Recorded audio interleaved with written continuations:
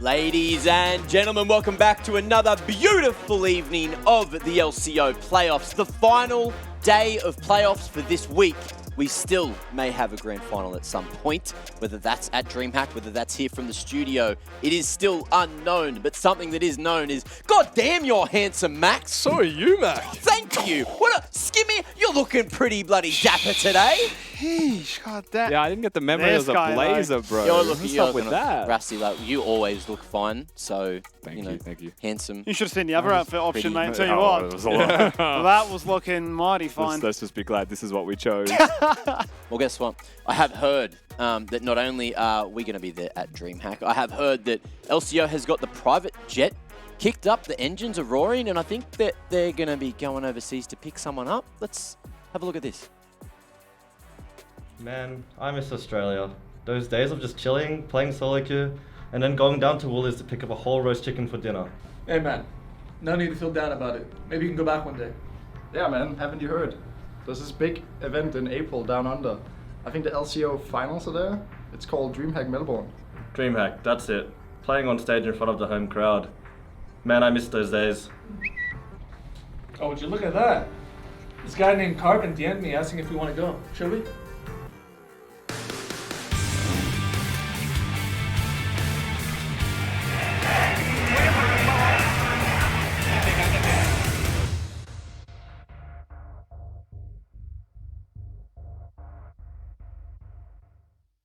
Thanks, Carbon. And as you heard there, it seems like we are going to have TSM challenges at DreamHack for a show match as well. So they are locked in. They are going to be there no matter what. So there is going to be Dragku making his way back down, hopefully. Unless something goes wrong, he is definitely confirmed. I mean, first of all, very exciting to have TSM challenges, but also, can we just take a second? Dragku's script reading was atrocious. Specifically Dragku, mate. He knows what he's saying. He knows everything about it. He's been to Woolies. Yeah, he's had a whole chicken at Woolies. To Woolies. It suddenly has to read it. It's gone. Just say it naturally, But my look, guy. at least they made it through in one read of the script, as opposed to when Carbon, was there 3 words. Yes. What was the classic? It was like, I see you there at DreamHack Melbourne. Don't miss it. It took one take. That's crazy. Yeah, get this guy. Get this guy. What is Carbon reading? Wow. We got this guy on the couch. By the way, That's right. See you there at DreamHack Melbourne. exclamation DreamHack in the chat if you want to go get those tickets, because TSM challenges are going to be there. We're going to be there. We're going to be having fun. You need to have fun as well. Buy those tickets so you can see Dragku. Or Haunter or Sven Scared. Yep. You want to see something else? Not talk about DreamHack? You want to see yesterday's Magic replays? I want to live fucking yesterday yet again. I want to see a Magic That Trick. game was insane. Let's look back at it.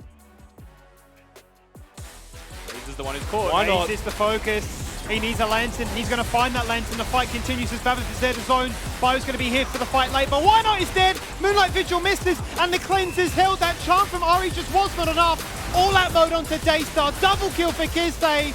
And Ray says, I was the pick target, but I will pick you. That one, but the fight's already gone. Daystar with a collapse here, though, uses the ult. Yeah, Falling Star does come on down, and Ray steps to the execution, so he dies by his own merit. Aladoric also gets laser beamed down, and a different fight, a different build, a different way to try and play this one. And the Aurelian Soul has bailed Bliss out. There is the reset. There we are, jumping across walls. And something about this pick in LCO, it just farms Quadra kills and wants to cleave everybody. He's hunting for the triple. Denied it as Babip jumps across the wall. Having received the Sejuani, he's done looking for another. Still denied! Oh, they hooked him. Unreal! How? 3 members were so low. They were so low. The ultimate Sejuani ultimate's coming back up right now. Whoa, man. They also don't know whether Talia is off respawn. Sejol connects to Raze. Honestly, give me games like that every single day of the LCO, and I'd marry it. You'd marry it. I'd marry it. Oh. And I'm already engaged. So look, sorry, Jess. Look, has to be The said. LCO. What can But you look, do? the LCO is not always perfect. It is not always best of 5 bangers, but today is. Let's have a look back at the bracket to see where all the teams currently have gone. Of course, yes, congratulations once again to Team Bliss for being that first team to not only advance to the grand finals, but also make their way into the PCS playoffs. That's going to be a damn fun time for them. And you could see on the Twitter sphere last night, they were all so grateful that they had the opportunity, not only this split, but just making it the whole way through. The amount of impression that they've had on everyone watching, as well as the amount of advancements they've had. So, yeah, needs to be said. But also, on that note, Chiefs taking 2 games off of them today. They're definitely looking formidable. Going up against the likes of Direwolves in this lower bracket final for another best of 5 for that second slot at the PCS playoffs. And that's going to be coming up very shortly at 6 p.m. I don't know how this one's going to go, but last time they went head-to-head, it didn't go super well for Direwolves. No, it didn't. No, it was very much, especially in game number 1, with Chaz and Natalia, a 1v9 performance, trying to really bring his team across the finishing line. I felt like Biopanther really well handled Zoranus in the top lane with picks like the Gragas as well as the Cassante to make sure that the Gnar never ever got to actually use that ultimate for those massive slams that we've come to really get used to. I think bot lane also, Raze and Anador were able to stamp their authority and showcase that they are the superior matchup. So I think across the board it really was a very different Direwolves that performed. Obviously they came in with the following series and showed, hey, this is what we do look like when we are, alert and ready. Well, something that looks pretty different is drafts between us and PCS, And fortunately, just to get us ready for those playoffs, today, the LCO champion conundrum is along those lines. Max. He's already said what it is. I know, time but it's because for my throat's a little gone, Max. Can you do it today? What am I now? They really wanted you to do it just then. Kevin was It's like, time for the LCO Champion Conundrum! Is today the day luck's with you? Is it now your life could read you? Then you must play the game, cause I have to proclaim life's a game of chance. Max! Look at them, different, mate. Far out. I've never seen you so red as when you yelled conundrum. So much energy. And the TriCaster's over. He's lost Pretty his good, voice. pretty good. I just knew that I couldn't one-up myself from last time, so I was like, I'm not going to try it. I'm going to get someone else to give it a crack. And look, round of applause for Max. Absolutely phenomenal effort. But either way, as I said, today we are going to be looking at a couple of drafts, which could be from PCS games, could be from LCO games. We have to guess that one. We can do it 2 ways, but I think the way I want to do it is we all have to align on what it is and agree, and then we all go down together or we all win together. Okay. I'm good with that. You I'm keen good with on that. I'm with that. Have a bit of a discussion? Cool. All right, we'll do it that way. So that's how it's going to be done. Yeah, glad we decided that one. Now, look. The other ways, doesn't Let's matter. have a look. Exactly. Screw the other way. Let's have a look at the first draft here. So what do we got? Jace ban, Elise ban, Raz ban, Rakan ban, Silas ban. PCS.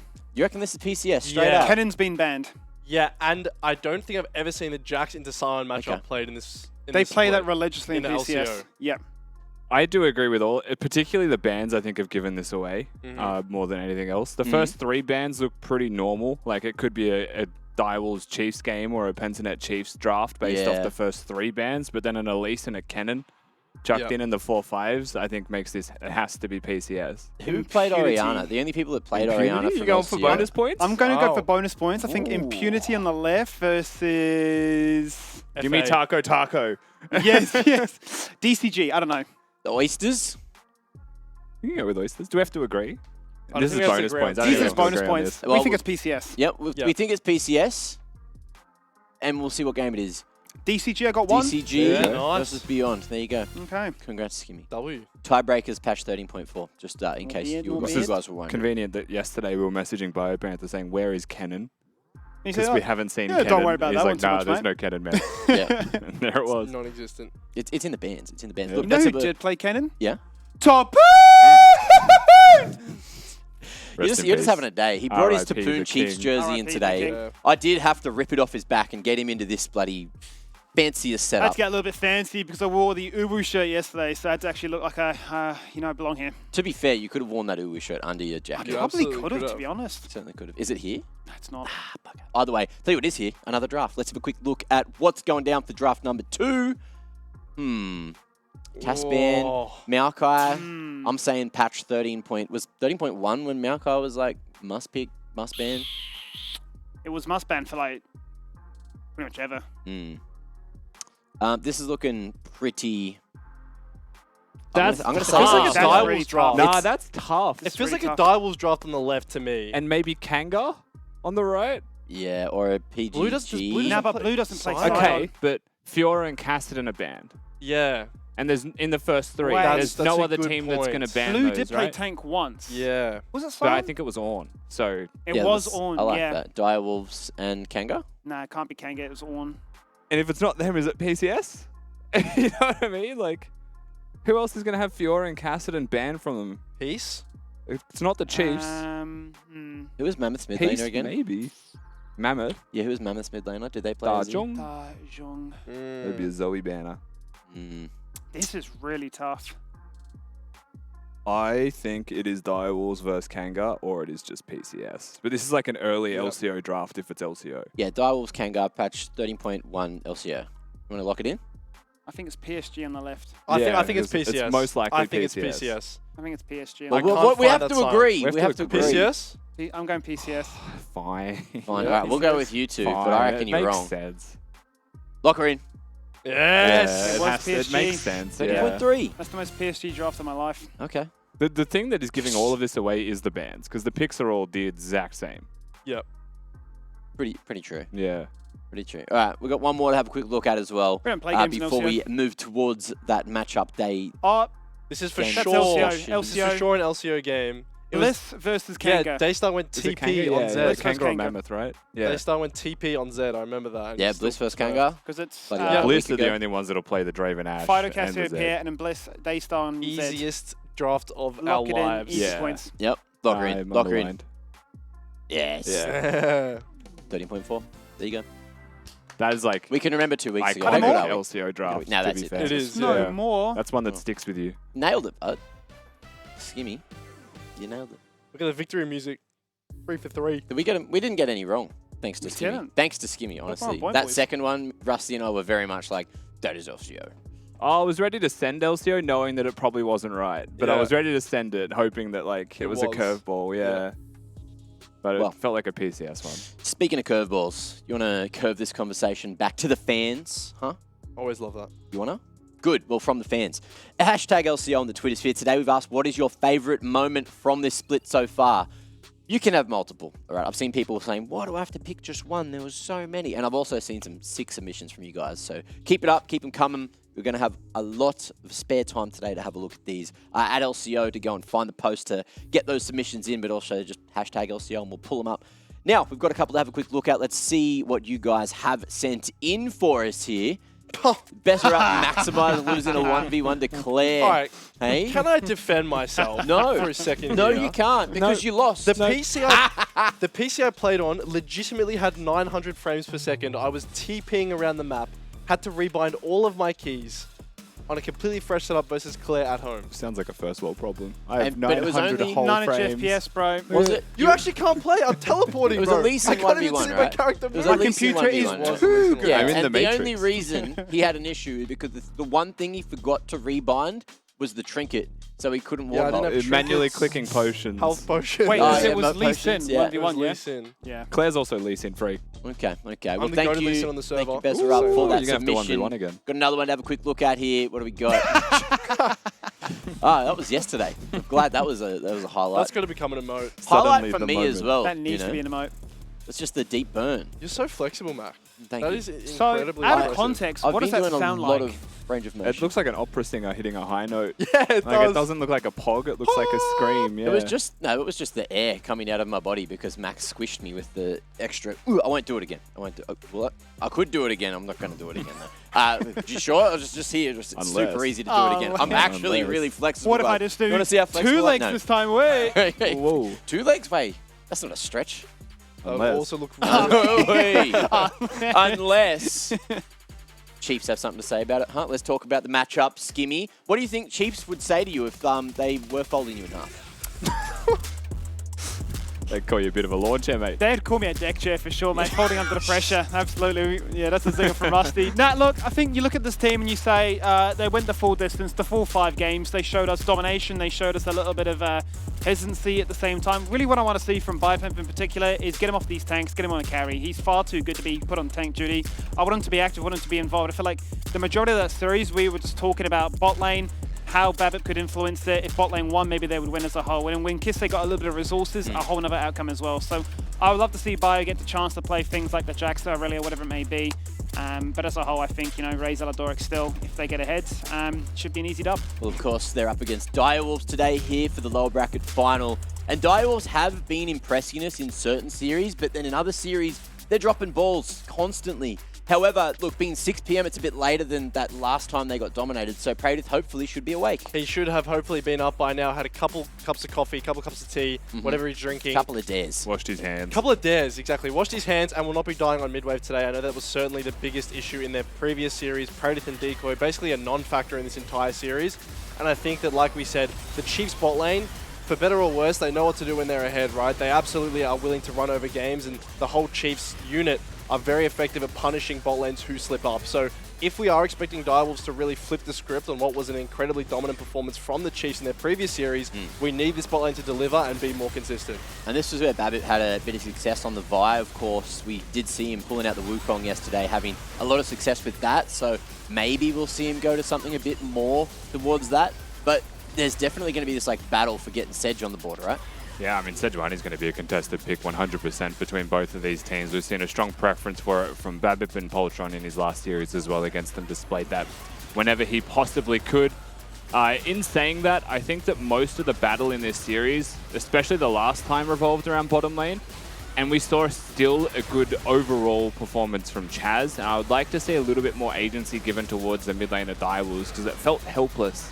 Right, it felt like the whole game revolved around bottom, and Chaz, while he was doing the best that he could, just watch the game crash and burn around him. So I'd love to see a little bit more given to him, not just slow burning scaling picks. Okay, well, another topic that you wanted to talk about, Rusty, was not only the average game time of the league, but the success of both of these two teams and how fast they win and how fast they lose.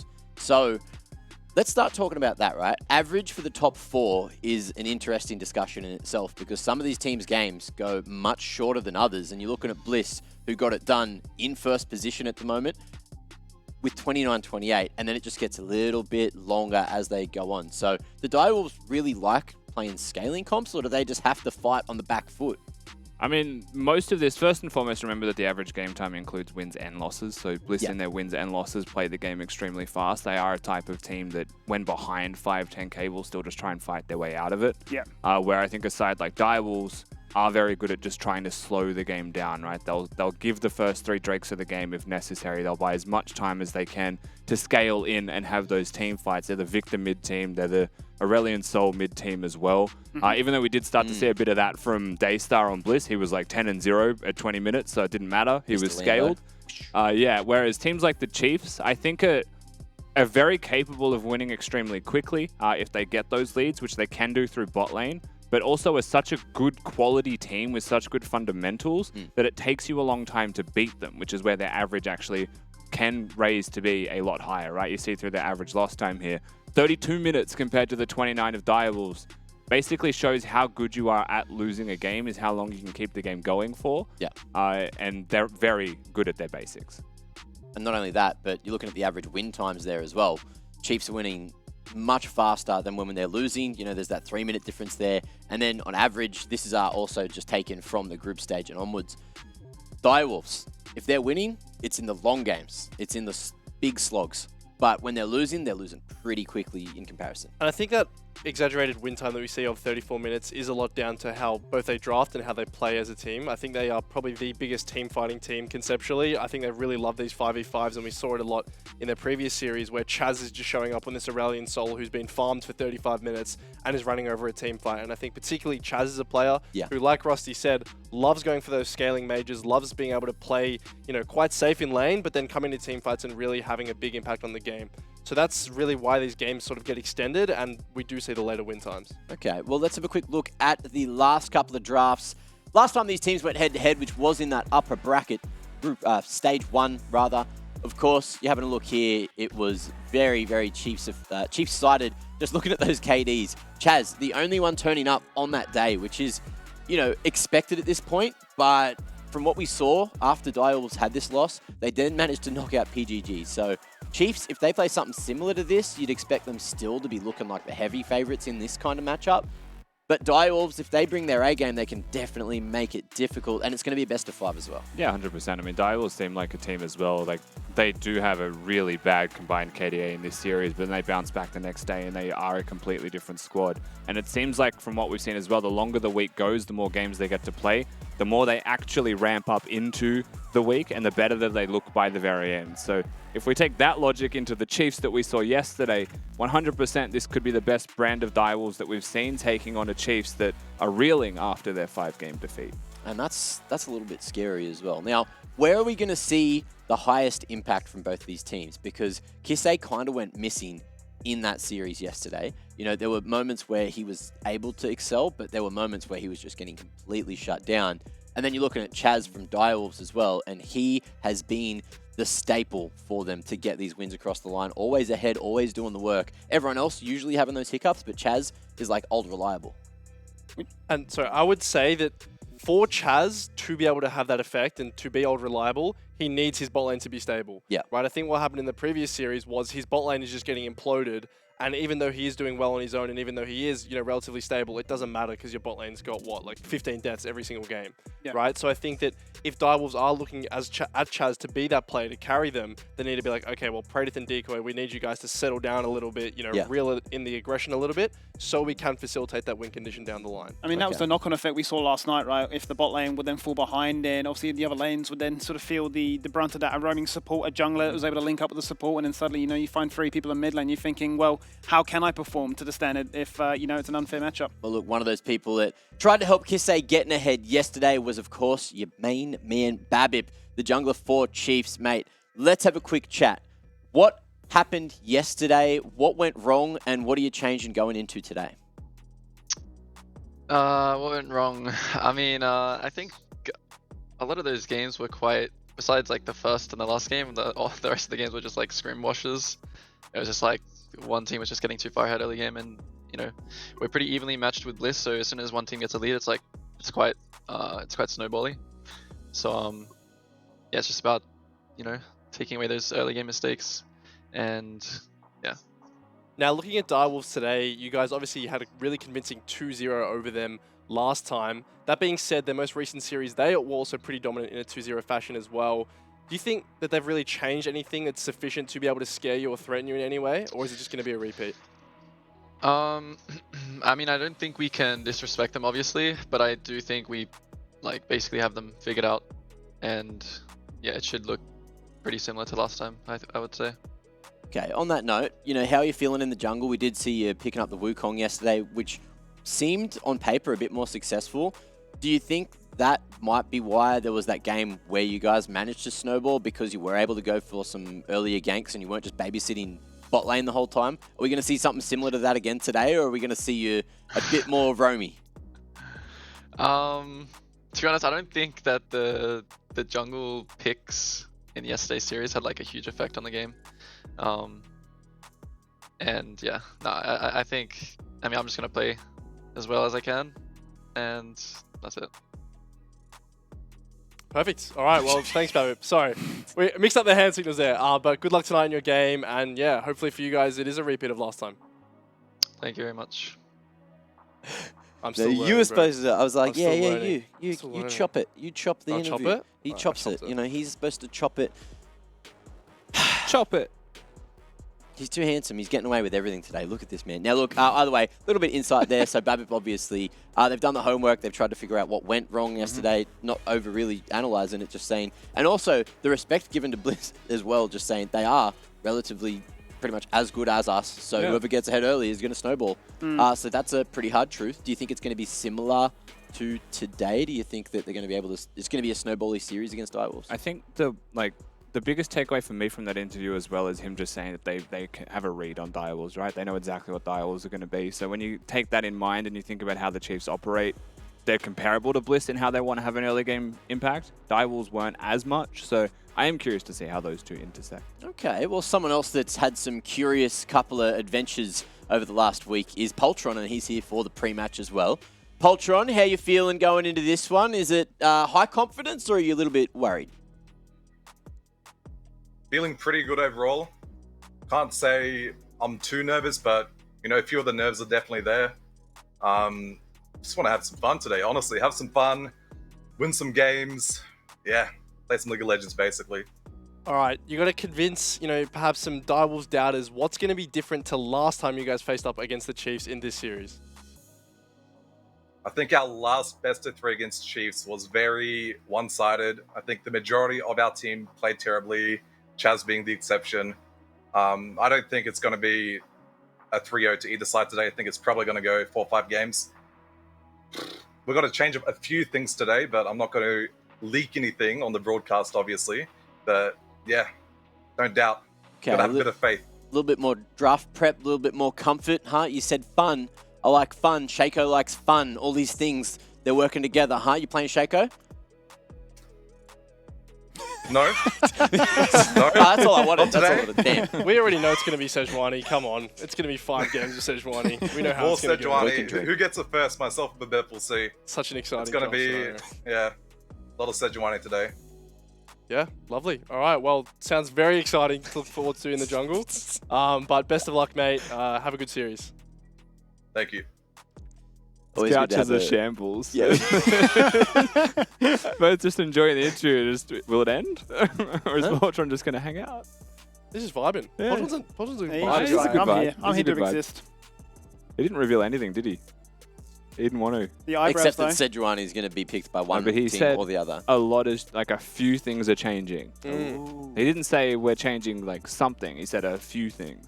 So that sounds like a lot is about to happen. Huh? It's most likely just going to be pick ban. It's usually what the players are referencing when they say that. They're going to get Misfit the manager to play support today. Yeah, why not's going to sub in and play Lawnmower Vayne top lane. Yes, mate. Okay, that'd be nice. The Now solution. Look, side select's ready. Let's see which side Chiefs are going to be coming in and picking, and it's red side. So look at that counter pick, not really putting the prio on the Sejuani, which we might have seen a few times. Do you think, what is Direwolves going to be using the prio for? Well, last time it was just a first pick on Sejuani both games, wasn't it? Yeah. I think, in my mind, I wouldn't mind them going back to the AD carry preference. I feel like champions like Aphelios and Zai are going to be highly prioritized for somebody in particular like Praetor because it gives you such a reliable ganking opportunity as well as safety, right? Gravitum unlocks the jungler to gank. Also, the Feather Storm, the protection, the Feather Recall, you can obviously set up quite nicely as well. So I feel like it probably would be an AD carry first pick. Happy to be proven wrong, but I think it's all about making sure that your bot lane is stable. Okay, well, you guys seem pretty mentally stable, unless you lose the Dare fan vote. So get those Twitch points ready, put them up there. But you don't think they're mentally stable? So true, King. Twitch chat is so stable. Everyone's in chat just shaking. I haven't met anyone in Twitch chat that I would define as unhinged. Not one. I'm going to laugh from the production room. Look, Dare fan vote time. Get those Twitch points in. Let us know what you think is going to go down this game, and you can win yourself some more Twitch points, which apparently involves slapping knees, maybe stretching me on stage at DreamHack. I don't know. That's a new one. That sounded even worse than yesterday. I don't even know, but somehow that sounded worse than what you said yesterday. Yeah, that was... We're just going to get limber in front of a crowd. Like, what's wrong with that? Yeah, sure, mate. Yep. Just call it PNF stretching. It's time to have Give a it look an at official name. What's that mean? Prediction time, huh? Where are we going? I've gone with Chiefs today, giving Direwolves that one game. Kitty's gone for Direwolves 3-1. Hey. Skimmy, you reckon it's going to 5 again? Look, I'm banking on the 5 games again. Went for it yesterday. Did go to 5 games. Went for the wrong team, though. But I feel like, yeah, whenever there's a best of 5, I love it. I always want the full 5-game banger. Same. Silver Scrapes or LCO Scrapes, whatever we've dubbed that thing. Rusty, 3-0. You think it's keeping clean? Yep. I think last time these two teams faced each other, it was very clear that Chiefs were just the better team. The way that they play is a recipe that just beats the Direwolves. I don't see any way Direwolves can take a game unless the Chiefs misplay. Well, I'm moderately aligned with Max here in that if Direwolves are going to win, I think it has to go to 5, right? Okay. Well, I just think it's literally impossible. No. Yeah, okay. No. Okay. Yeah, cool, mate. It's literally impossible to predict LCO series, right? I think that's what we've learned. True. Yes. And basically, I think the Chiefs looked so coin flip yesterday that I think you coin flip it enough times, the Direwolves will win, and I think that they're just going to be luckier today. That's all I'm going off. Like, it's literally a vibe. I can't even give a reason. It's just how it feels. Vibe's a reason, man. I struggled to pick Chiefs only because I looked at the snowball predictions, and Nadette has got every single one wrong so far. Okay. And Nadette chose Chiefs today. She did. But I was like, nah, this is the day. Like, Chiefs, it's going to be so hard for Chiefs to lose this series on paper. But Nadette picked Chiefs. So that's probably the way to go. Well, Mac, that's interesting. That is interesting. I think know we what keep else? It's talking. not actually time for You know Chiefs what like else is though. interesting? Oh. We're being baited. We're being baited. no. But Right. unfortunately, we were baited into the bait, and as I said, Champs Select's not ready. It got ready. So, yeah, get ready. Game's happening. Cool. Wow, Mac, that's interesting. Wow, Mac, that was very fascinating. Let's load on into it then. Our final best of 5 here in the studio to conclude this season, to conclude this split, and to figure out which team will be our second representative going overseas. And there it is going to be, Skimmy. Like you said, the 80 carry first pick here. We know Praedith really prioritized the Aphelios in that previous series. However, not ending out too well for him. Zai going to offer a lot more safety in terms of that ability. Just able to kite back a lot better and has the ultimate available for Praedith when we know he has a bit of a tendency to get caught out. But nonetheless, that is going to go into the hands of Direwolves, which leaves the Sejuani up. It also leaves open the possibility of Annie and Gragas on red side as your first two picks, which means, you know, as far as flexible champions are considered, that would be the top two right now. So the fact that that is there is obviously going to be a prolific factor. You can see the Wukong hovered. You just mentioned the Sejuani. There's going to be a wealth of jungle champions still up and available, and the Chiefs will prioritize a champion that we were talking about yesterday in the Chiefs Bliss series and said would be a very big deal, and started to feel like that was going to be the do or die pick almost. But Right, jungler Podger. success. We see you, mate. We see you throwing respect back towards Mac after that nice little interview. Shaco most likely is not going to get locked on in. But obviously in that last series last night, Gragas was denied away by Bliss so much that, yeah, there never really was the opportunity for Chiefs to showcase that they could flex it. So Poltron is one of those Gragas players, as is Zoranus. So there it goes. Yeah, absolutely a very versatile pick, even potentially going towards the mid lane, you know, depending on the matchup, if Chaz would deem it a good situation there. What we're seeing the makings of here from the side of Direwolves is a very heavy disengage comp already from these first two picks, right? Going to be making it very hard as the Jax is going to be blind picked there. That is really Zoranus calling Biopanther's bluff, saying, hey, I don't think you can beat me hard enough in lane. I'm just going to scale and carry in this late game. I think what's interesting about this as well is they picked the Gragas with it. So they absolutely deny that the staple, the standard answer to the Jax, which is the Gragas in top lane. So they just make sure that can't happen. And now they kind of give Chiefs an ultimatum here. If you pick an ADC so that you have your bottom lane picked on the first three, we ban top laners and make it even harder potentially. So could actually start to pressure the champion pool if they wanted to of Biopanther and set Zoranus up to succeed, because we love to see him on these carries. So it's time to see the Alawi ban. I think we're all aligned on that one, right? Assuming that Biopanther, with his wealth of experience, would have that one tucked away for a rainy day. But Nautilus and Syndra are going to come out first and foremost. And I'd imagine we are going to see a lot more towards making sure that Azeri, or rather the Xayah, can't be protected. It is interesting seeing the Syndra ban come out, though. Normally you absolutely would double ban for your Jax. Jax is a champion that has, you know, quite a few rough lane matchups. Stuff like the Kennen we mentioned previously. Obviously, probably not the best game for Kennen this game. Does this just mean Talia first pick? Oh, fourth pick from Chaz, potentially, but could also open the gates to a Kisei Talia if it's going to be an Annie support. I think that raises an interesting point with where these bans are going, right? Like the Leona ban too, given that the Xayah has been locked in. Both engaged supports have been removed. But Zoranus has looked so good on Jax, and I think that's what Direwolves are really banking on, the fact that, you know, regardless of his matchup, he is going to go, you know, at worst, probably even, right? And then he's going to come to team fights and be the monster that he has shown that he can be throughout the regular season. Now, the question is, what does Biopanther go for here, right? So something like a Fiora typically skill matchup into the Jax. It's not a very Biopanther pick, but it is typically what you would go for. Now the set, if we remember Biopanther's old days. Doing push-ups at Worlds? Absolutely. The Pantheon, though, he's brought it back. Champion that we've seen once from the Chiefs, 100% win rate from the Chiefs, and it was maybe the best brand of League of Legends we've seen from them as a whole, because they were first every objective, their team fighting was exceptional, their map movement was so fast that they just swept their opponents away completely, and it looked too clean. I'm very excited to see this pick. And it's not only the lane, right? Pantheon fundamentally shifts how you approach the entire game and the way you have to rotate around the map, because it makes those 4v5 situations way more likely. And Biopanther especially is a player who knows those windows. He knows his roam timing. So if you're not careful, he can suddenly show up at a 3v4 play, even a dive on towards the bot lane or something, and the game is suddenly completely flipped. Certainly is. Chaz is going to get his hand on that coveted Taliyah pick one more time, having seen that Kisei's revealed it as well in that previous matchup. So that's guaranteed. It's going to give them some mobility to try and match that of the Pantheon. And the final pick with some engage supports removed, deciding not to go for the Fresh, for instance, for even more disengage, actually opting for more global pressure with a Soraka.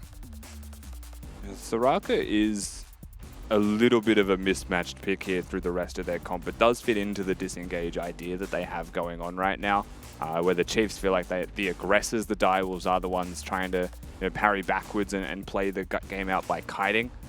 So Jax gets to be kind of the wild card in their draft overall, wants to be the big prolific split pusher. Probably will see some jungle attention through this game as well, because Isaiah Soraka, in reality, should be impossible to kill if it is just the 2v2.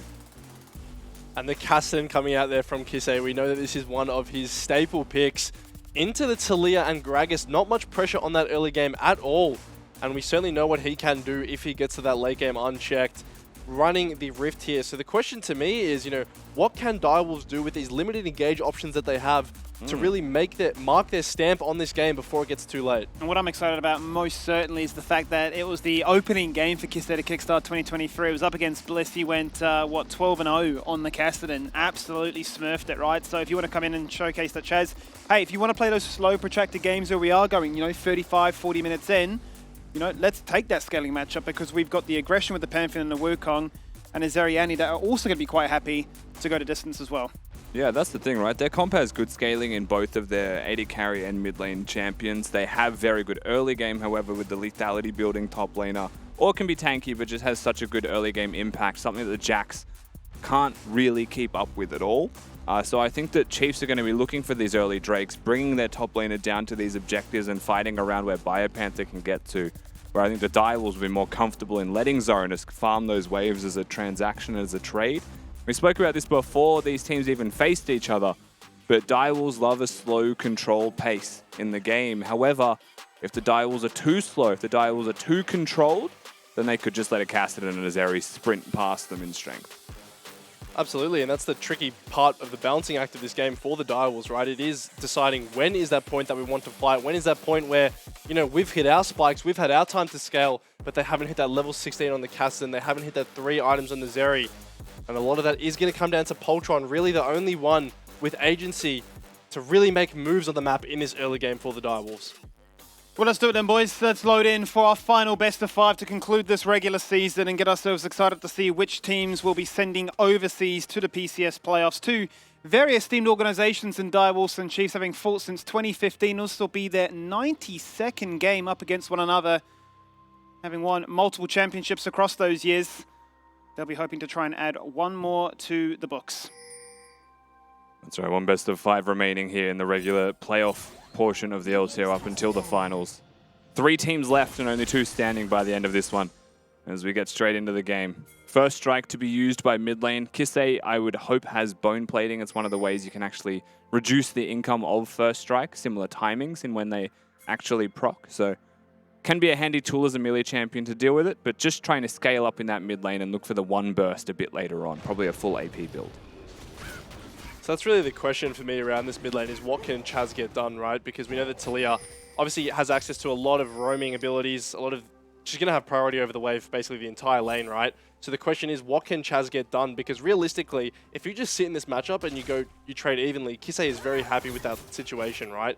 So it's going to be on him to get something done in this early game. which he certainly can, but is much needed by Direwolves. One thing I wanted to raise quickly is the fact that we got a different rune choice here for the Gragas, actually opting for the Predator. Usually we've seen either the Dark Harvest or the Phase Rush. It feels like such a long time ago, everybody was religiously locking it in. You know, even Vega in the mid lane was roaming with that Predator. So I've not really seen this too often these days. I think I saw it once in the PCS. What do we make of it? You still find that there's a bit of merit towards it? Certainly, and it's basically, it means you're going to gank early, right? That's essentially what taking the Predator means, is it's going to provide a bit of extra power and a bit faster, a bit more speed in those early ganks. So Poltron recognizing that, you know, the onus is on him really in this early game. Babip is probably happy to just match his ganks, you would imagine. So it's going to be on him to find those windows where he is slightly ahead of Babip. But this ward certainly not going to help that at all. Yeah, I mean, the most common thing you can do as Gragas as well with this Predator build is 3 camps on your blue side into recall for boots, and then by the time you actually deploy to the map, there's going to be no more vision left to spot you anyway. So you're dangerous, you have your boots, you have Predator as an activatable option, and suddenly you can skip camps to gank, right? It becomes really unpredictable and hard to deal with sometimes. But Poltron this time around is going for his full 6 camp clear, most likely into the recall prior to getting that Predator activatable in the first place. So a little bit different than the cheesy approach. Babip making his way up towards his top side. Will be spotted on the wards. He's going to be spotted, and as you've already mentioned, Counter-Strike's gone. Out goes the Ghost. That's them getting aggressive. Zonas has a flash to get himself across the wall, but it's all about trying to do as much damage as they can. Not necessarily looking for the kill, but making sure that you're going to have to burn double summoners to come back. And really smart from Babip there. He dodges the vision on the chicken camp, basically making sure he's off the map in Direwolves' eyes, and takes the one window he can while Zoranus is crashing that wave to burn a summoner spell. So really nice little manipulation of a very short time period there from Babip. Yeah, really nicely done. And the Ghost compared to the flash time is so much lower for the Ghost. So Biopanther going to have those summoners back up in relatively short order. It means a flashless Jax running around top lane needs to be so much more careful with how he plays this lane out. Cannot just use the Counter-Strike with reckless abandon. You know, one thing I was thinking about as well, looking at this bot lane matchup, is Decoy versus Alidoric. They're playing champions that kind of capture the essence of their play style the best. Alidoric wants that agency, wants to be the Annie that can engage, and Decoy would rather be the enchanter that sits back and supports his team. If they play melee champions, it's like Nautilus versus Braum as well, conceptually is how you think of them both. So very much playing to their identities in game 1. And Alidoric yesterday having an absolute blinder, particularly in the early games of this series in terms of his map movement, right? We saw him making plays all across the map, particularly on that Thresh. Annie definitely a champion as well that, if given the opportunities, can make those roams happen in other lanes. So looking at him to really mainly answer the plays from Direwolves, you really aren't expecting him to, you know, perhaps go in for the Kassadin. Once Kassadin hits 6, maybe look for something on towards that Talia, but apart from that, just very reactionary at this stage in the game. Jonas having made his way back up here, is able to shove in another big wave at the same time. He's just feeling the pressure, really the priority favouring Direwolves across all 3 lanes, as we checked in with Chaz, as well as keeping a keen eye on that bot lane as well. What is it really going to translate into? What a small CS advantage at this stage. Dragon has spawned, and we can now see that Poltron is working his way towards it with pings going down, but Babip is going to spot it. Ward gets placed, they know he's there. Decoy and Predator, you can see, now force their way into the river to ensure that this is something that Direwolves can continue to look at. Kiste not going to be phased by this whatsoever. He's just going to try and push out that mid lane. I think Babip just happy that he's drawn the pressure of 4 people. Zoranus is walking down as well, so Direwolves definitely committing multiple members to make sure that this Dragon is going to go into their pockets. And, you know, we said they had to get stuff done earlier. 5-minute Dragon, certainly a nice start to that.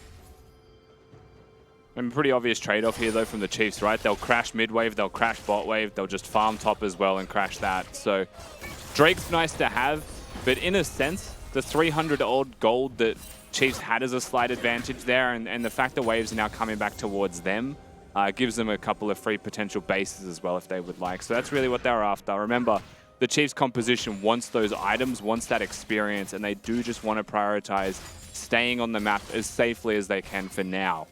Up until they get those spikes where they feel much more confident in their skirmishes and fighting. Poltron's here. He does have the Predator. Doesn't have level 6 though, so he's going to go for the explosive cast, but is certainly going to go for the Baron. That's going to force Raze to have to hit that Ghost. Doesn't need to hit the flash. The move's been enough. Breda flashes in, and that's the flash right after, because that recall could have been devastating. The zap across the wall. Keep the vision, keep the damage, and make sure you stay alive. Praetor missed the Q there as well on that flash because I feel like that was lethal. Yeah, he did. I think he messed up a little bit when that flash forwards came out. But otherwise, it was a slow flash from Raze to react, right? Yeah. If he did cast out at the same time and Praetor had lined those Qs up, it would have been first blood. So Poltron, you know, making use of this Gragas early, burning summoners. And Raze certainly someone you'd want to target with this early aggression if you are the Direwolves. 100%. Raze needs to be pressured if you want to succeed as the Wolf Pack. The Zoranus crashes this wave, and you can see the last time that Pantheon was played by BioPanther. Even though it says 57% kill participation, he was there for every single objective, every single skirmish. And the stats aren't going to accurately reflect the impact that he had on the outcome of that game, but a 4-0-7 scoreline speaks volumes. A top laner that doesn't die. Very rare. Yeah, wasn't dying, was constantly targeting those side waves, made it very much impossible for the opposition to ever really attend to those.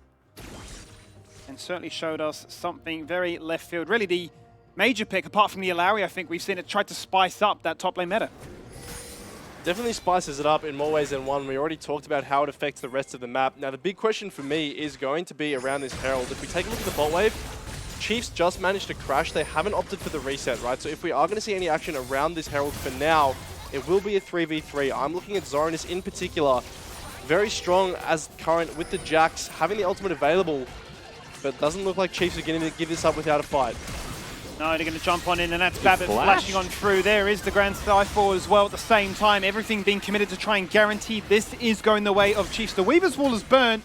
Look at Aladoric. Seemingly cuts off something that they're not really looking for, and Aladoric is on the roam. He's got flash, but only level 5. A basic stun is all they can use, but by having 4 here, they're going to guarantee that they get the Herald, much like Direwolves committed to get Dragon. And one thing here for the Direwolves as well is they put some efforts into trying to stop them from going for it, but they don't overcommit themselves to a decoy. If he stays bottom, they crash waves, he finds some experience. He could be level 6 for that play as well, so in a sense would have been relevant, but is 1 minion off, so wasn't going to have that one available. And the rest of the team at Direwolves, I think once the Weaver's Wall was used by Chaz and they couldn't find anything, they're like, okay, it makes sense, right? They're going to force their way in.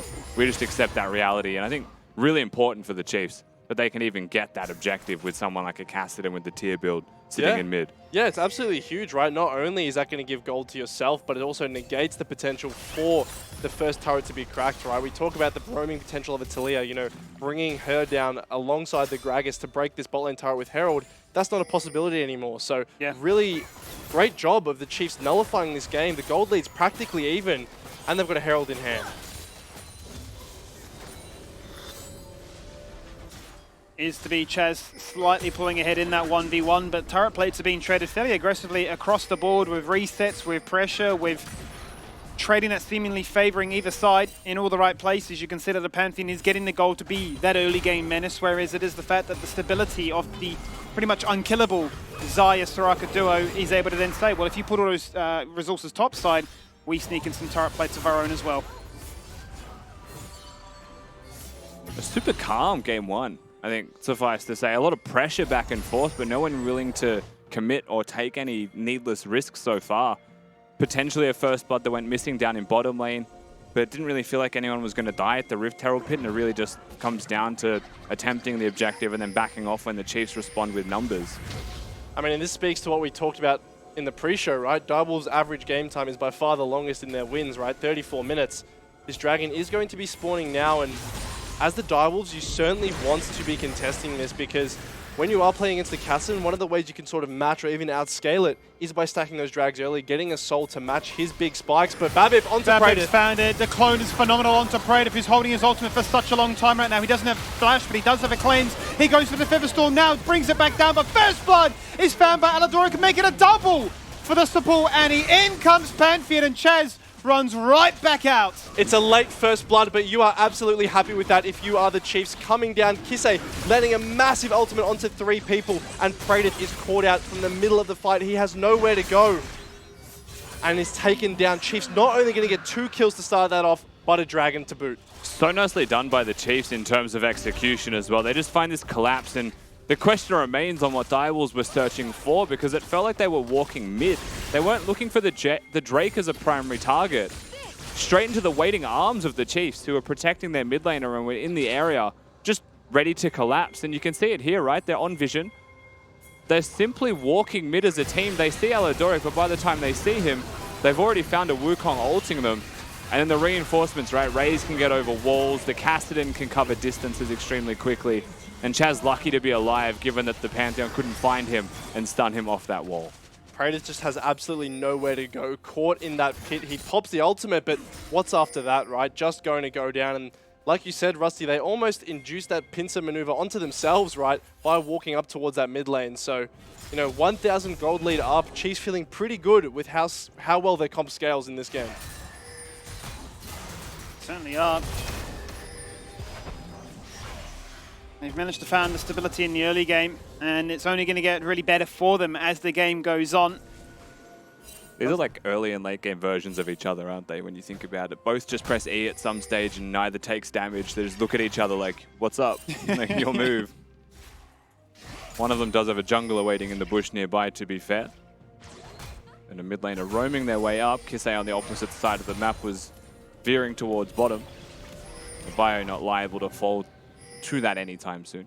And this is why BioPanther consistently has some of the best KDAs across all top laners in our league, right? He just knows those windows. Whilst Chaz doesn't directly show on vision, he just has that sense that he is going to get roamed on. And, you know, denying Direwolves all those opportunities, it denies Poltron. He just comes up there and sits in the bush, right? Not able to get anything done. You're wasting the enemy jungler's precious time. So, nullifying all across the map, that's the name of the game for the Chiefs, and they're executing perfectly. Question for me then becomes, where did Direwolves go next? Because we do have that Predator Gragas, unable to find that first kill, either kill or assist at just that. That first interaction was the pincer we saw around that dragon. Well, hoping that they can find a lane to try and expose and try and really get online nice and early. That roam towards topside, the 3-man collapse on Bio, never was going to happen. Maybe it is a case of going back towards mid lane and saying, Chaz, let's try and keep this Kassadin down because he's about to hit level 11. Already the Rod of Ages completed. He's only down about 2 waves worth of CS. And in terms of XP, you will imagine it will be quite close after this wave. So Kisei definitely not feeling bad at all. They haven't been able to do anything. And a lot of that, you know, the Gragas Talia, just a very hard combo to execute in terms of actually getting on towards this Kassadin. Raze as well, sitting quite pretty. 140 CS, that Mythic available in base. All across the board, Chiefs are coming online. They're perfectly timed as well with the Rift Hold that's going to be up in 20 seconds. So you can tell by the way that they're going to deploy here on the Chiefs side what they're looking to fight towards. The fact that Alidoric and Raze are still just going back towards bottom means they're putting very limited amounts of effort towards the Rift Herald right now. They're going to put most of their efforts towards the bottom lane itself. You saw the observers just pan all the way down through about 6 wards placed by the Chiefs. Raze feeling the safest he's ever felt in his life. And only now will the Chiefs start to branch out from the safety of Raze. But how do you actually make a play on this mid lane? That's really the question, right? Unless Kisei mispositions using that Rift walk forwards, he's always going to have that available in his back pocket. Ali. Wonders for a second if he'd go for the flash engage, which has a little bit too quick with it. Can't face check. Not into the Gragas just yet. Not into a Talia if she's missing or veers into Fog of War. But Chiefs on the other side of the map, the fact that Pantheon is here, they just have numbers, they have control. And they now have a Zeri in the mix if a fight were to break out, and Kisei's looking for it. Yeah, what a frustrating combo, isn't it? You go in, go for the silence, make sure that you can't land that seismic shot to try and get him under tower where he trades at you aggressively in that fashion. That is going to be the second Herald going the way of Chiefs. The response here from Direwolves, though, is what happened last time. We got multiple turret plates. This time you go for the Herald, we'll actually confirm the first turret of the game. Yeah, definitely happy to pick that up. Herald from the side of Chiefs. Looking at that mid lane turret, you have to imagine that that is quite susceptible. You know, you get that Herald charge, you get a couple more orders on that, and that will break. Especially against the Talia, when you have a Kassadin, breaking this first mid turret, really, really crucial. Opens up so much more of the map for this Kassadin to find flanks, especially, and Wukong as well. Looking at Dragon spawning soon as well. No TPs on top laners, but Pantheon always going to have that ultimate to get down if he wants to. More pressure for Zoradus. If he's going to walk down, he's going to have to walk down and sacrifice this next wave in top lane. You can see already moving, at least dipping into Fog of War. He makes his way towards the bot side river, if not just mid lane itself to cover the waves. Direwolves will move into the river themselves. Be careful of the flanks, the flash ults from Alidoric as well on this Annie. is going to be the #1 consideration they have. The pinch is on once again. They're all grouped up into the perfect Tibbers angle. I'm just looking at it. I can see it. Babbitt not too far away as well, but on vision. In they go now, looking for that initial pick on towards Biopanther. Goes gold in his Poltron. Zoranus jumps in. One-man counter-strike. There's the Cyclone. Knocks up free. Still waiting for that Tibbers to come on down to be the decisive impact. The Fiver recall was good. There is the seismic shot. There is the Fiver recall. There is the shutdown. Found on towards Aladoric, who burnt the Flash Ignite, but dies for it. And just not doing any damage on the side of the Chiefs is the #1 thing here. It feels like they were hunting, they were looking for these angles, but they give Direwolves the space to leave the choke point. And just like that, when the choke point's gone, they're able to disengage on that Flash Tibbers play. Hold on. Might be more left in the tank for this one. Babbitt's been caught on that minefield, missing out on that one. Sidestepping the seismic shove. Silence from the Soraka onto Kisei, but he can riff walk away to safety. That Starfall is not going to be enough to get him down low enough. Maybe living for the meantime. In comes the Pantheon. Shove right back. Poltron looking for it. He has no ult, but he has a body slam and a gold drink. It might not be enough. The shield goes up, but I think he's still in trouble. He is. And Poltron gets that kill. More stones being thrown in the topside river, but Raze has had enough now. He pops the ultimate. This shield boast being used. Praedyth? Rooted, dying, but ultimately surviving to take down Praedyth. When will this fight end? It starts on mid lane. It ends in that top river about a minute later. And ultimately, look at the low health bars on Chiefs. Babib, Kisei, and Raze all sitting on a sliver of health, but ultimately it is going to be Praedyth who goes down at the end there. Crucially, Raze picking up that kill. As we take a look again, like you said, Rusty, it feels a bit all over the shop in terms of Chiefs engaging from multiple angles. You think both teams are going to back away after this initial engage, but then Aladoric turns it back around and Direwolves get a chance to re-engage. And the big thing with Chiefs comp is they simply do not have a front line. They have a lot of engage, but none of it can really soak damage. The fight starts with Biopanther losing 60% of his health. Then Babip does as well. And then it was Aladoric's turn to try and make the flash play. And you feel like we're saying all of these things one by one because that's how the Chiefs are doing it.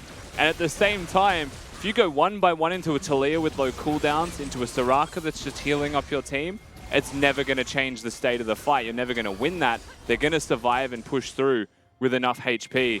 And as the rest of this plays out, right, and the Pantheon comes into the mix, they're just trying to turn this back around, but Poltron with the wide flank and Praedyth comes in. The only good thing here, it feels like, for the Chiefs is that they get to stand and deliver in the end, and Praedyth goes for that 1v1 ego battle against Raze and just loses. And it's so close, right? You see Decoy at the end of this play flashing force to try to get the W onto Praedyth, just doing it the tiniest second too late. If that heal had come through, you do imagine that is sort of flipped in terms of which AD carry goes down. But even so, look at the gold. It's only 200 separating these teams. A very close affair at 20 minutes. Been a story of this game, hasn't it, really? From the very get-go, they've been trading gold leads, but it's never been more than 2K, you'd have to say.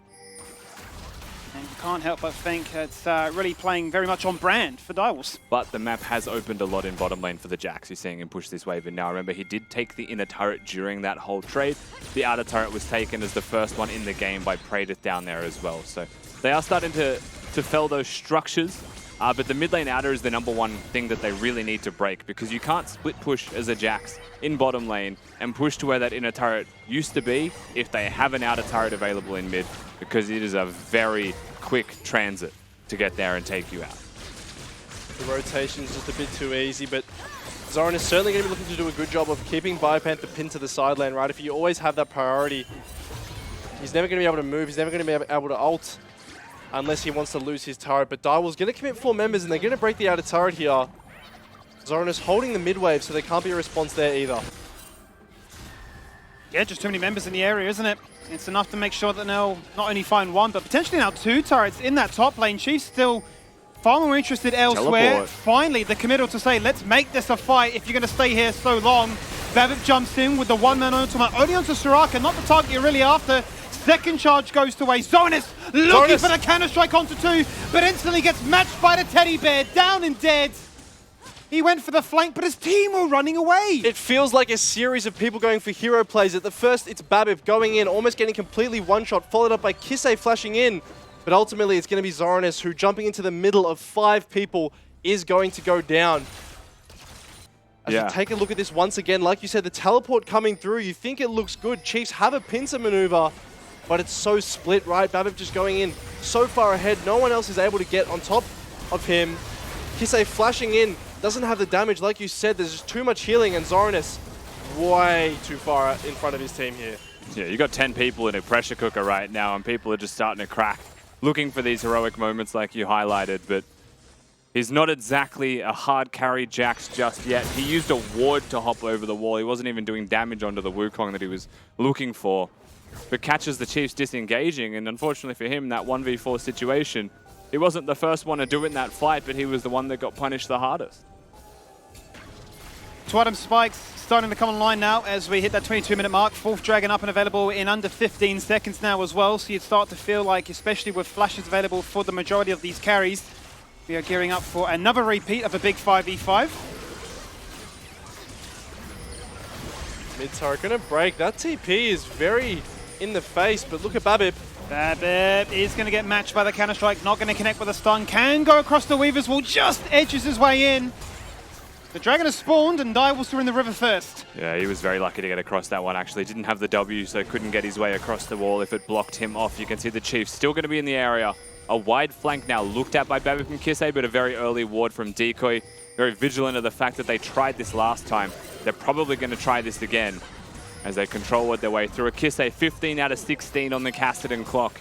If a fight were to break out at this, Drake getting ever closer to being just unstoppable in a fight.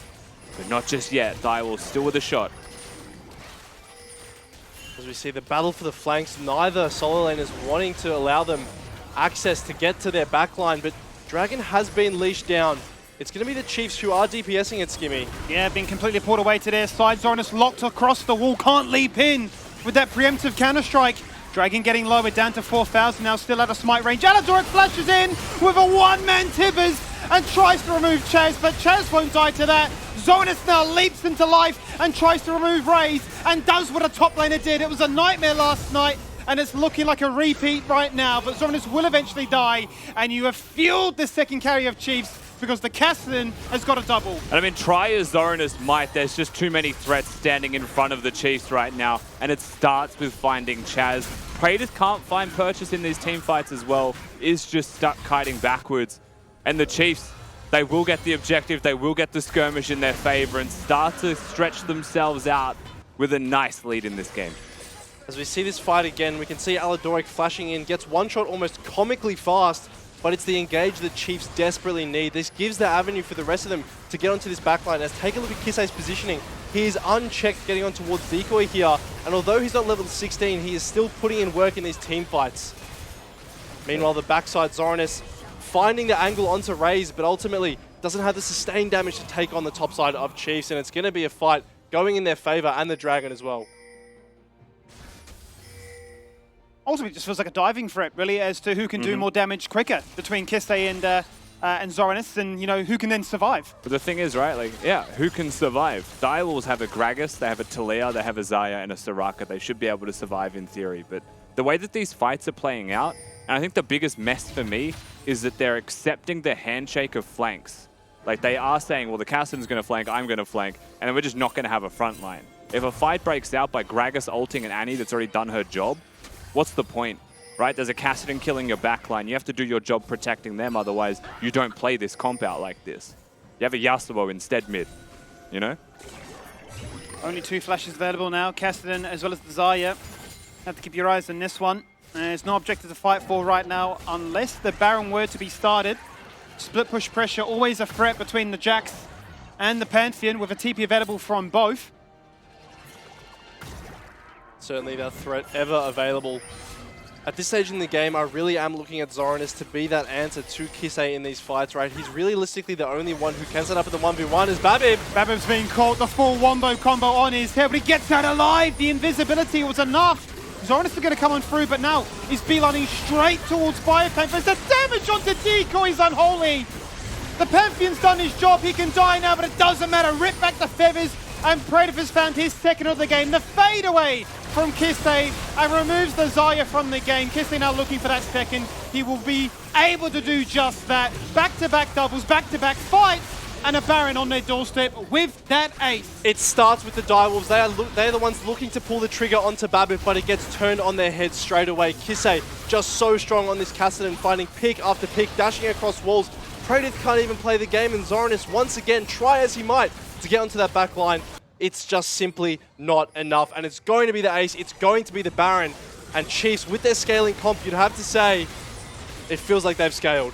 Yeah, and I mean, once again, the fight starts. Kisei's level 15, you're thinking put him in a side lane, and that's where the initial pick starts. But he gets 16 from the kills in this fight, so he doesn't even need waves to get that experience. And simply is just chasing. This is 2 fights back-to-back.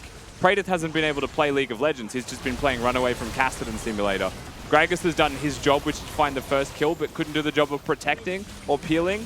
And once again, the Chiefs, too many positional resets when these fights break out. They just can't keep track of them, the Direwolves. It just feels to me like Kisei is the Slender Man because Praedyth is running through the forest at night saying, please get away from me. I do not want to find you, because if I do, I just get one shot. Definitely not a fun game for him. But like you said, Rusty, hold on. Oh, hold on, indeed. That's a 2-man knock up there from Babbitt to start things off. But Chaz is still alive, barely. Somehow the Zap can't come across from Raze. He can't find the angle with the terrain to knock him as he runs back into the base. Chiefs won't mind though, matching up the structures 4-4 with the Baron siege continuing. It must be the talk of Slenderman, because that face check was an absolute jump scare for Chaz, having to burn his flash and almost getting one shot there. But as you said, Rusty, this is a Direwolves team comp that needs to play front to back. They need to play slow, let those heals, let that sustained damage really come into effect, because so far Chiefs just picking them apart from different angles. There's no way for Direwolves to answer. And to me, it's like a pressure thing, right? The Chiefs are threatening on so many angles, dashing in, dashing out, engaging but not full committing. And Direwolves are starting to make those bad in-the-moment team fight decisions, perhaps, that are starting to really backfire and cost them. And it does still feel like the last 2 fights that went poorly for Direwolves were fights that they took on, right? They kind of went for it. They threw the Talia wall that started this pick onto Babip that results in a negative team fight.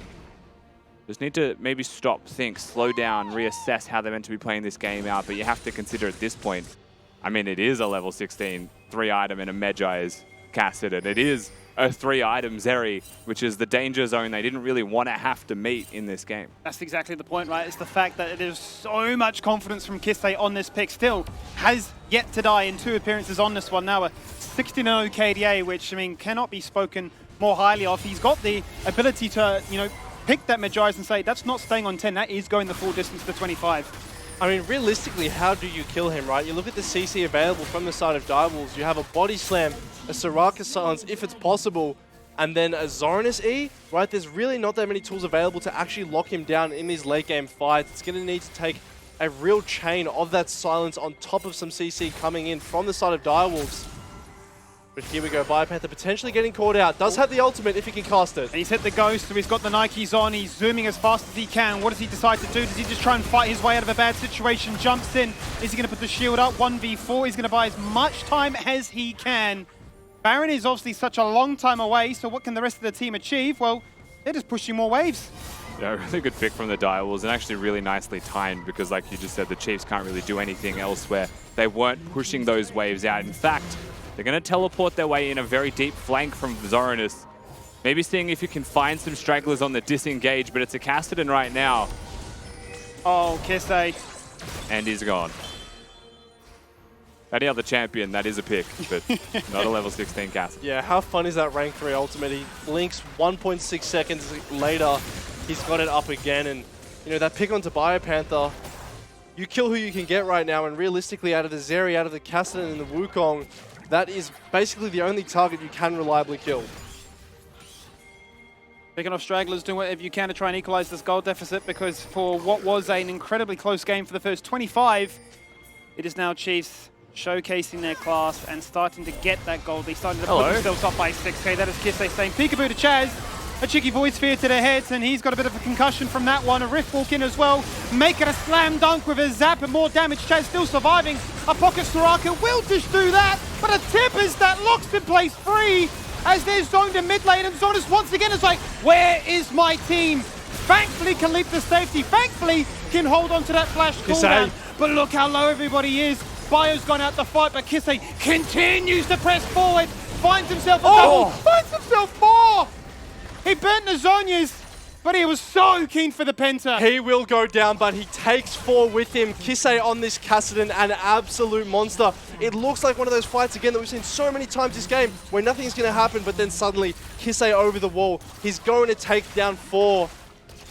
And Chiefs, once again, this late game team fighting, just immaculate. Yeah, his dying breath is a quadra kill with the ultimate, but at the same time, consider that the Chiefs are now at a point in this game where they want to fight. They're feeling stronger. They're forcing this play to happen. But this is the first time we've seen the Direwolves sit there and kite back. They front to back. The Soraka healing is keeping Chaz alive. The only point where it starts to scramble is Aladoric hits a massive ult at the same time as the rest of the Chiefs collapse onto the Zoranist flank. So without that, I mean, there's a world Direwolves actually win this team fight with how close it was if Kisei wasn't a monster Kassadin. It's just disgusting, the damage here. Look at this Rift Walk here. Taking down 2 with that. Oh. A few more pressure seconds and there would have been the pentakill. It's a phenomenal outcome.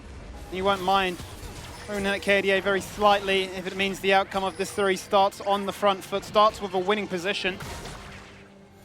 And now there are objectives to look forward to. A minute 30 and you've got that Mountain Soul to claim for the Chiefs, but the Baron is back.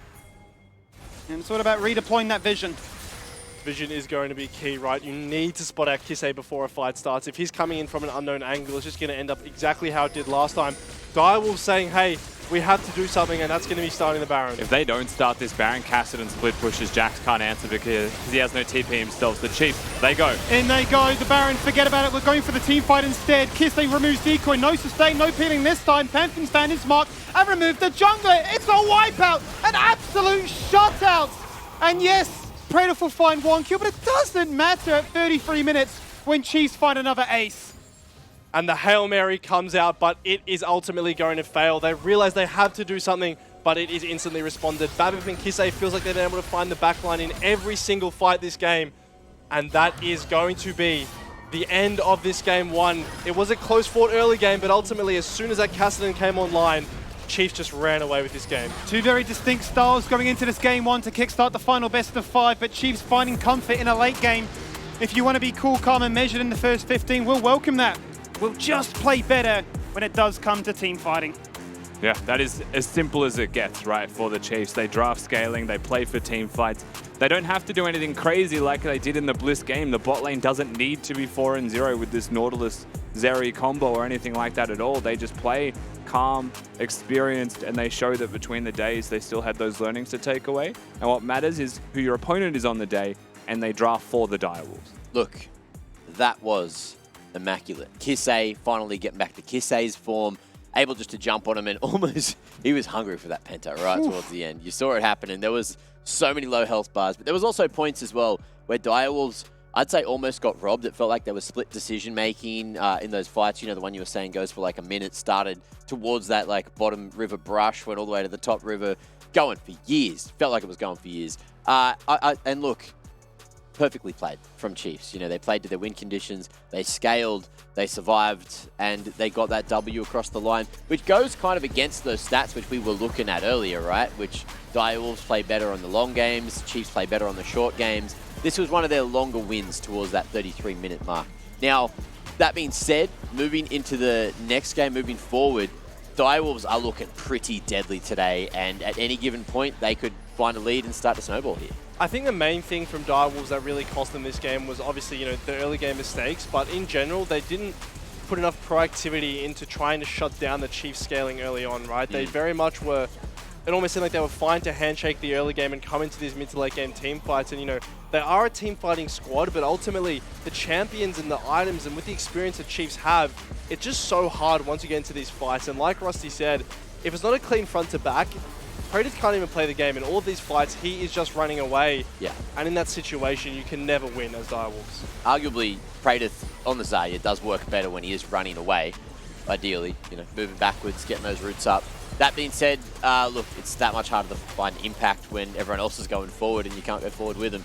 And look, as soon as these Barons went down, that's when things started to get difficult for Direwolves. I feel like this first ace there is kind of the turning point where things started to get out of control. Yeah, I just think it just looked like maybe a little bit uncomfortable playing this kind of composition, right? This was the first time we really saw them try to truly go and, you know, absorb that pressure, utilize the Soraka and try and bait a target in, you know, underneath the target, maybe the explosive cast, the seismic shove, whatever it may be. But other than that, it's sort of them just trying to fight fire with fire up against the Chief squad that wants to go forward, wants to take you down and says, why are you trying to match us? Because we are just going to be simply stronger. So what do we like from Direwolf's comp here, Rusty? At the moment, you know, it was working. It just felt like there was that one particular point where things went out of control. Yeah, I think, like, in general, everyone's individual champion is quite good. I don't think they played to their own team composition as a whole, right? I'm a big fan of giving Zoranus carries. I think the Poltron having the Flexer, the Gragas is good for the comp as a whole, right? He's just the one that's on Gragas in this game.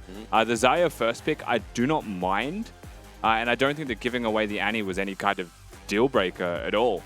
So yeah, for me, this is not the kind of game that you take away and say draft was an issue, fix it, right? I think this is the type of game where you say on blue side, we got a pretty solid draft. We just failed in our like conceptual how we wanted to play this team comp out against the Chiefs comp. And they just had a really good R5 Gaston that they put in that we just couldn't handle. Yeah, and arguably we were completely wrong. Sejuani not banned nor picked. So we were saying it's going to be picked by one of these teams, and it wasn't. You saw the Shaco hover though? Hmm? You see him hover the Shaco for you? No, I actually wasn't. He hovered it for I didn't watch good draft. time. I just watched the game. I was getting ready. You know, I wanted to get you excited. I was putting. Have you ever cooked with dare before? You put a dare in a pot, you warm it up. Yep. You know, you get a little bit of extra sauce. Throw What it do you in call there. the dish? Chocolate sauce, huh? What do you call the dish that you make out of a dare? Creme de la dare. Oh, creme. I like the accent. Creme de la dare. Not to be confused with phlegm.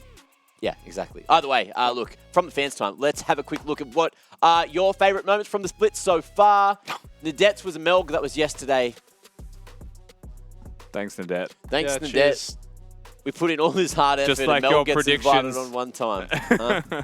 Just like your predictions, you are wrong! Sorry. Thank you for finishing that for me. I got at it on Twitter already, so why not just keep going down that hole? Lavina, of course, need I say more, understandable. I could only imagine she would have been extremely ecstatic watching Why Not do the victory dance yesterday, knowing that Why Not does get to go over to Taiwan. So very, very successful moment. A very happy moment for Lavina and Why Not, of course. And we've got one more to have a quick look at here as well. It's Celine. This is the one I was talking about when people were complaining, saying, why do we have to choose only one? I feel like this split has been one of the most entertaining ones over the last few years, both in-game and on the couch. The players and the crew have brought so much to the table, especially this split, and it's why the LCO is my favorite region. Based. Based take. Really based. Yeah, now that Max is on the couch at least once a week, he's definitely like, yeah, based take. Yeah, that's me. Yeah, I'm based. Oh, those are very kind words, though. So. Beautiful. That's Thank nice you. to hear. Thank you very much. My particular favorite, which someone did submit, hopefully we get to see it a little bit later, they got the gif of when Kitty did the Shelly dance. Oh, yeah. That was classic. That was good. That was classic. That's one of my favorite games. Go, Shelly, you can do it! Yeah. It was on like 4 HP on that. Like, I think 4, 2 HP. It was like so low. Quad charge or something. Insane, absolutely insane scenes. But also in the Rift, it's been pretty insane as well. Everyone needs a breather. I need a breather. These guys need to remember what the hell's going on here at the LCO. So we're going to go to a quick break before we jump on into game number 2. And that's coming up after this. Mwah. Play free as they're zoned in mid lane, and Zonas once again is like, where is my team? Thankfully can leap to safety. Thankfully can hold on to that flash cooldown. But look how low everybody is. Bio's gone out the fight, but Kisse continues to press forward. Finds himself a double. Finds himself 4. He burnt the Zonias, but he was so...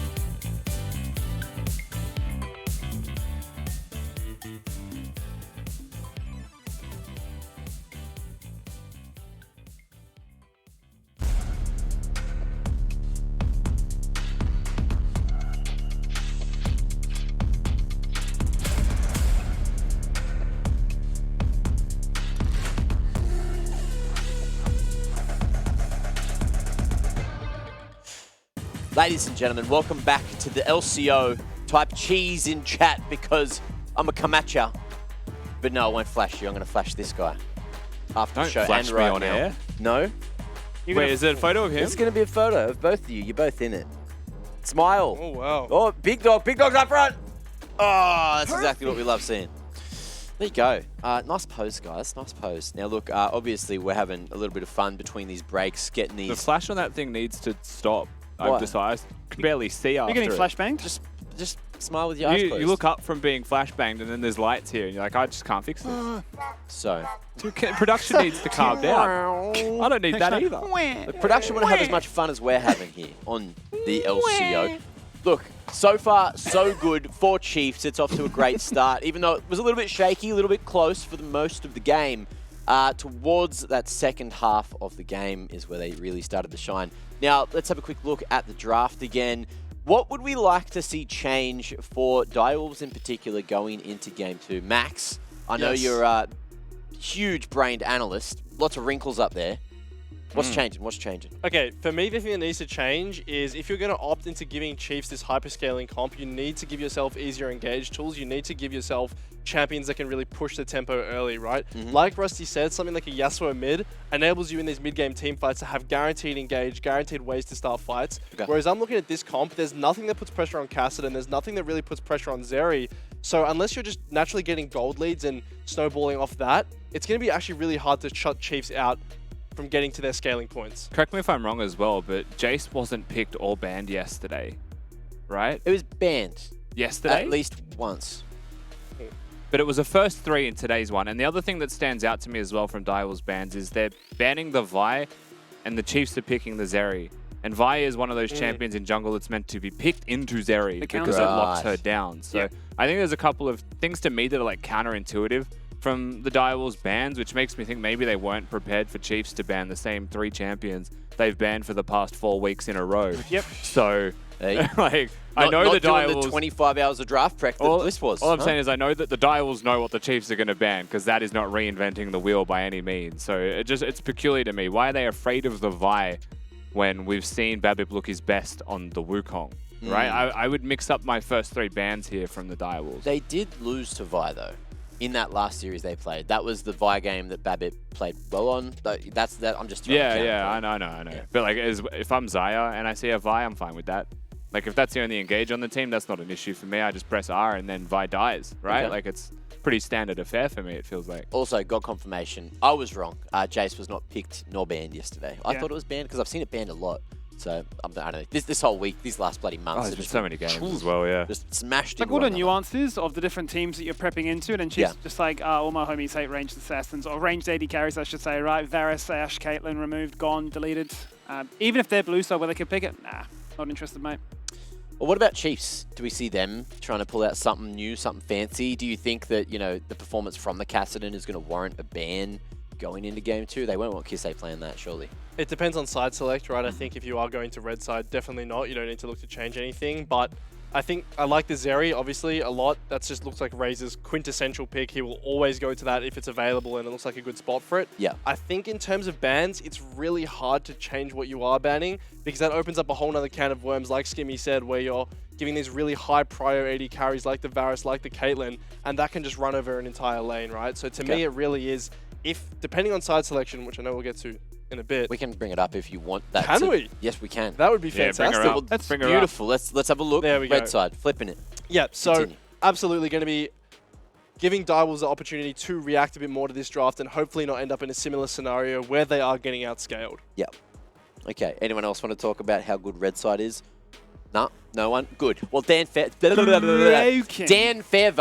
The Dan Fairvote's ready. Or the Dare fan vote, whichever way you want to put it. We love Dan. I already cooked it the first time. But we love Dare. We love Twitch points. We love throwing them down the drain. Get them in there. Come on. Get rid of them.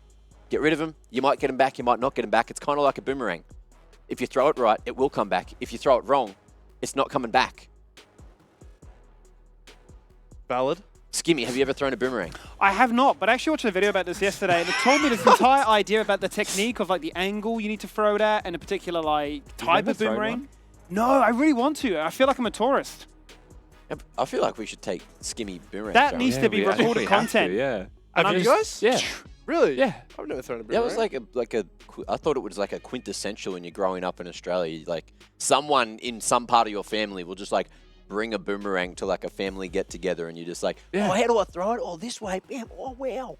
I've only ever done a frisbee, mate, so I'm basic. We'll Let's do get that. a boomerang. Over the Another crowd reason at to come. DreamHack. Let's just Maybe knock not someone over out. the crowd. Over the cameras. Around the cameras. I'm pretty good with the boomerang. If you don't back yourself, look, you need the confidence to be a good Just don't let boomerang Kitty thrower. throw it. We know how her throwing went Kitty last can't time. throw a boomerang. At Kitty will DreamHack. execute someone. Hey, look, It's like the bowling you've got to bumpers. try Kitty everything needs once. those with the Yeah. boomerang. We'll teach Kitty how to throw it correctly. All right. Now, look, either way, that brings us one step closer to the game. Who's winning this game? Do we think Red Side's OP? Do we enjoy Max's prediction of, 3-2? I wouldn't be surprised, honestly, if Chiefs dropped the ego and just were to ban an Aurelion Sol. Maybe not in the first three. I think the first three will stay the same, but especially on the red side, if Chaz wants to find a little bit of like, vengeance, like, hey, you got the fifth pick, the flexible casting, I can do that too with the Aurelion Sol. I'd imagine in the second half of the rotation, I'm thinking an Aurelion Sol would be taken away unless they just don't see a world in which it's necessary. What scales better, Cass or ASOL? They both scale in different ways. Like a Cassidon is an assassin, right, who can still lose at level 16 if he's threatened and immediately killed, right, if it's like a Soul frontline Cassidon. Aurelion Sol gets extra range, gets further away from you, and covers more AoE. Yeah. So I would say ASOL probably scales better in that it's easier to play the later the game. In lane, how do they operate? Because doesn't Cass have a magic barrier? Yes. So They're just probably handshaking. win. They're just handshaking. Yeah, straight just having a handshake, good okay. time. I think it's one of those matchups. Real slow. Yep. I think it's one of those matchups where you're always happy as the Cassidon in isolation versus the ASOL, but then as ASOL, when you scale, you are very happy just in general, just being and existing. Because you get to fly everywhere. You get to fly everywhere. Flying's pretty fun. Flying to DreamHack's pretty fun. What happens Exclamation when they DreamHack in the are in chat Aurelion if you Sol? want to get those tickets. Huh? Lambo. Quadro kill, Pentakill denied. True. Chaz is still chasing that Penta. So was Kisei. That was so sad. I was like, I kind of wanted him to get that Penta. Have we still? We still Nope. haven't. Still haven't. We've lots of quadras. Since Yeah. 2021? 21? 20. No way. Really? There was none last year. I'm pretty sure there was none last year. Oh, that's right. They got was- stolen it like was 6 Cheon. times. I think it was only Chain and Pradif in 21, split one? I think, no, I swear Violet had one too. I'm pretty sure it's just those two. I always remember Cheon's one, though. Either way, look, Pentas aside, let's see That's crazy. if we get a Penta in the playoffs. Damn it, it tastes good. But so's Champ Select. I'm sure this one's, roasted, sauteed, a little bit of this and that, spices in there. What are we cooking, guys? Food. Darren Sauce, according to you. Creme de la dare. Menu log mealtime came early for Mac. Game Oh, number 2. Chiefs have mixed up their bands. Wow, That's the exact same. they've done it again. Hold on, Sejuani ban. Hold on a minute. And if the Chiefs first pick Wukong, what happens? That is the question here, I think. It's really exciting when there's basically 3 champions that are only played in jungle, and it's like, well, what do we actually see once these champions are banned? We know Lee Sin is an answer, but Poltron's certainly a player who hasn't shown much of that in his previous tenure as a player, but looking like Chiefs going to opt for the same thing that Direwolves went for, which is going to be that first pick Xayah. Yeah, just so strong, just so reliable. Steady hands, obviously, in possession of Raze as well. Looks so at ease to be aggressive. I mean, the last time we saw him do it right, it was that ability in the base down bot lane where he just, go forced forward, hit the ultimate, rip back the feathers onto 4, and you're just thinking, disgusting. AD carry meta for a reason. But the response is, I don't want to say it's a salty run back, but it's the Gragas with the Zeri response. Yeah, the Gragas is the one switch up here between the drafts, right? Because the Chiefs picked Annie here, and then I believe they actually went for the Wukong, but still had Zeri in their first 3. So Direwolves choose not to prioritize the Wukong at all. That is going to be given over to the Chiefs. And again, just to quickly reiterate, Babip seems to have looked his best on this pick because he constantly finds engage angles, living or dying. What matters is he's finding those angles. But I do like the Xayah on Raze. It is one of his most comfortable champions. And Zeri for Praetus has been solid with the pick. But I think, leans very heavily towards what we were expecting, which is the Lulu. Weird handshake to me in this draft. It feels like, the Annie and the Gragas were just like picked up in any order they really wanted to. And the priority went towards these AD champions.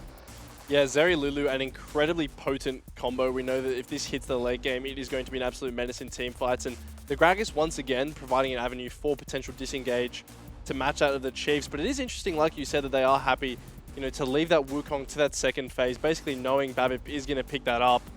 But now heading into this 4-5, how are we going to see this shake out? Are we going to see Zoranus call Biopanther's bluff again and go for a carry? Or will he opt for a tank? We will have to wait and see. Yeah, I'm not too sure if you would want to reveal the Pantheon again. I feel like it's one of those, you know, one and done kind of picks. Well, it's, for me right now, Silas as a ban from the Direwolves indicates that they are looking for a scaling mid lane option, right? They don't want to be countered, but at the same, yeah, and that's going to get banned away. At the same time, the fact that the Chiefs have banned the Orianna indicates that any mid. So we've got this weird crossroads with mid bans that are kind of half telling what they want, but no one's able to really say for certain where they're going just yet. So with those bans, though, Direwolves could happily consider a fourth pick mid laner if they wanted to, but you know what Zoranus is going to pick. It's time. Brother Biopanther. He Slam the Cassantes. Aurelia. He Slam the Cassantes. Aurelia. You know, he is you not know picking that he's Aurelia. playing Cassante. Slam the Aurelia, brother. They did 2-0 the Direwolves with Cassante into Nara, and it was a complete shutout. I mean, his Cassante just, yeah, at every angle. Yes, come on. And please be top. I feel like they're going to pick this. We're going to be really excited that they picked Jace, and then it's going to go to Kisei. Which I don't mind. Ultimately, Kisei is, yeah, pretty impressive on the Jace. But they need magic damage if that's the case. They do. Right? So I think it's more likely that it's Annie mid, Jace top right now. Unless they do triple AD topside into 2 champions that can build plated steel caps in 1v9. You're expecting magic in mid, surely. Oh, Well, I mean, that's magic damage, that cheeky Malphite. isn't it? It's been such a long time since we've You seen... should just pick the counter to the Jace with the Jace. I'm not mad at that. Wow. I need to fact check to see when the last time we saw this. I feel like it's been such an eternity, almost a full year. Malphite is the biggest, I don't care about my lane, I am simply existing to ult the enemy AD carry champion. Basically in existence, right? That's his sole function. And as we see, this 5th pick rounded out, it is going to be the Ahri from the side of Chaz. Now looking at these compositions, we do see Kisei on the Jace in that mid lane. Not the strongest pick early game, but certainly as you get later into the game, the amount of poke you're able to dish out onto champions like the Lulu can really negate a fight starting before it has even started, right? You are able to just whittle them down. Conversely, on the other side, there's so much scaling here, right? Nah into Malphite, going to be having his way with that lane, and same in the bot lane. If the Direwolves manage to get to these 30, 35-minute 3-item marks, it's a really tricky spot for the Chiefs. I just find myself wondering, is it going to be an AP Malphite to compensate for the fact they have a Jace in mid lane and Azaya is their primary damage source right now? Annie can obviously build the Rylai's, right? We have seen some AP Annies, but you can't expect them to be a scaling AP threat just because they don't get as much money in the support role. For the side of the Direwolves as well, going for the Ahri in the last pick is a safe option, right? You know it's going to be able to clear waves, you can demat the cannons early, you can get priority and get that level 6 with relative ease against the Jace pick you would expect, but then also in team fights, when you've got the Malphite trying to come in, you can reposition. Zeri can also go for those repositions. Lulu is definitely someone who is at high risk, however, and if the Malphite ults do connect, then Direwolves could be very easily wiped because they do have a lot of fragile champions, particularly in Minina. Yeah, very curious to see really where this goes. Similarly from the global stage, it has very much been still, you know, your typical tank build. Jag show, you name it. It's all about making sure that you are just an absolute titan when you go with that unstoppable force. But we'll certainly put a big emphasis on making sure that Aladoric's lane in particular gets ahead so he can be that AP threat. Well, with that in mind, let's now load into the Rift for the second game in this series, with Chiefs leading with the very first victory to start things off. With a bit of a scaling matchup, they showcase that a Castan and Azeri really can get it done in the later portions. And for Ray's Azaya pick, highly coveted, he's played it 4 times. This will be his 5th time now, still undefeated. And a player that I'm looking at in particular here from the side of Direwolves is actually Zoranus. He's shown before that when he's playing these Gnar into tank matchups, he is happy to push the limits, see how much gold he can extract from this 1v1, right? You are expecting the Gnar to get a CS lead. You are hoping the Gnar can get a few plates. And Zoranus, you know, barring last series, which I'm sure him and the rest of Direwolves are very happy to forget about, he has shown that as this Gnar, he can take over the game and he can have significant impact in these early game team fights, coming in with a gold advantage. So my eyes are going to be on this top lane. Whilst it's a pretty boring matchup, I'm interested to see what he can get done for himself up there. I think for me, it's maybe boring, but also really high kill threat. So you still have to be super careful if you are Nah. Early on into the game, you have some of the lowest resistances and health values in that mini Nah form. As Chiefs are going to clear out the vision in that bot lane tri-bush before the lane actually gets the start. Doesn't give them level 2 on the first wave or anything, just means that they control the vision completely down there. The other place that I'm looking at as well is not just top lane, but in mid. A lot of Jace trades actually in mid. I've been seeing hammer form Q starts, and you just queue the minions right next to the Ahri. So not only are you dealing damage, but you're forcing priority and then have the transition to range form trades that are equal. And interestingly, as we do take stock of what everyone's really going here, the cleanse coming out for Praedyth, realistically, in terms of CC, the only thing you're worried about is an Annie engage, right? So instead of opting for that Ghost, opting to say, hey, you know, I'm not going to have to build a QSS, my support isn't going to have to build Mikhail's, you can flash on me Alidoric, but it's fine, I'm always going to have that cleanse available. Yeah, which is the difference, right? Because Raze did run the Ghost last game, is running it again this game. Wants to make sure that when it comes to that team fight, has the most uptime possible. With an early push here from Zoranus, going to take over to Mega. He's going to make sure that Bio is locked in place underneath his turret. But Poltron's going to go for a cheeky little evade. You'd imagine it just for some vision. Going to find that nothing exists on this side of the map. Predator once again, so this isn't actually the worst that he doesn't find anything. He is happy to just go back to base, pick up those boots, and then come out on the map with that ability active. That being said, though, this top priority is really going to be how this top lane goes for the foreseeable future, right? Poltron able to walk in whenever he wants because of Zoranus' advantage in this lane. Yeah, it's also the Comet build from the Malphite as well, so it isn't going towards a Grasp or anything. It's a half-ranged, half-melee champion in the Nah, but Comet's very easy to abuse, right? Comet Scorch and have the Corrupting Potion. Does mean you're going to have a lot less health early, but a cheap recall for a Doran's Shield or something like that, and you'll be perfectly fine in the lane, and that's where you start to turn it around. And level 3 to have a point in every single ability. So BioPanther, as expected, will start a little bit slow, but eventually those Qs connect, the damage is insane, and it actually provides kill threat early. So And the timing on that one there as the ward is removed. The ward is also replaced at the very same time. 2, in fact, used in that bot lane. As nice bit of trading in the mid lane as well as Kisse runs himself Feel that there is a fair bit of trading, really, between both mid and top. All it takes is that one extra member being the jungler to try and get themselves involved. And speaking of, here they are in the mid lane now. Far too healthy for these mid laners to want to join.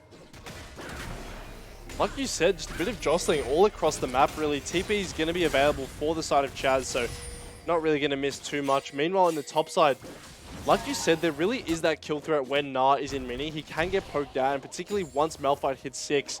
If Nah gets caught out in mini, there is quite a high chance that he can get caught off guard, but Zoranus getting the better of BioPanther. We can already see in the CS lead, 16 for the side of Zoranus, that Doran's Shield having a lot more value than the Corrupting Pot, which really just takes up an inventory slot once you've used it all. yeah, the Corrupting Potion's value is in the repeated resets that you get, right? But it can be seen as definitely weaker in comparison to even basic potions very early on.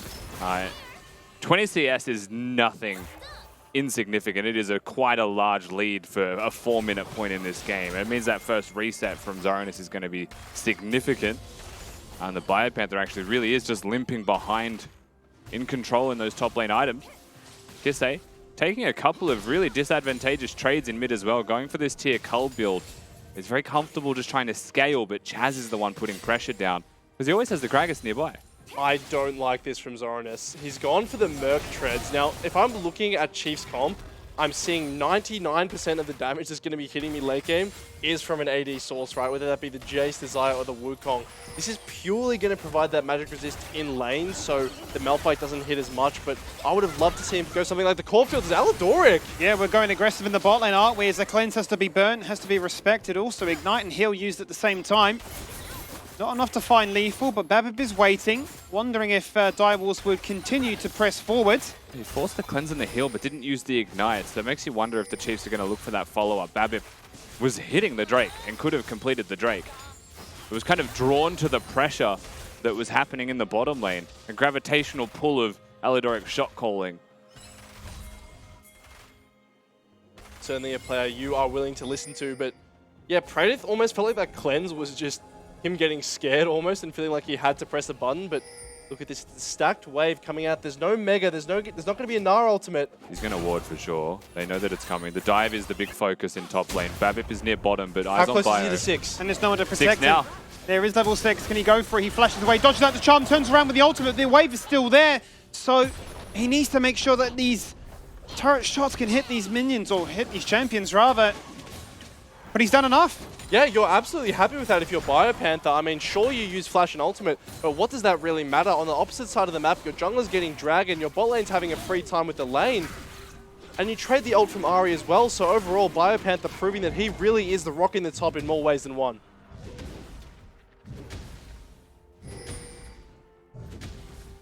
Nara ultimate used by Zoran as well to crash that wave, however, so is going to be a couple of plates on that one at the very least.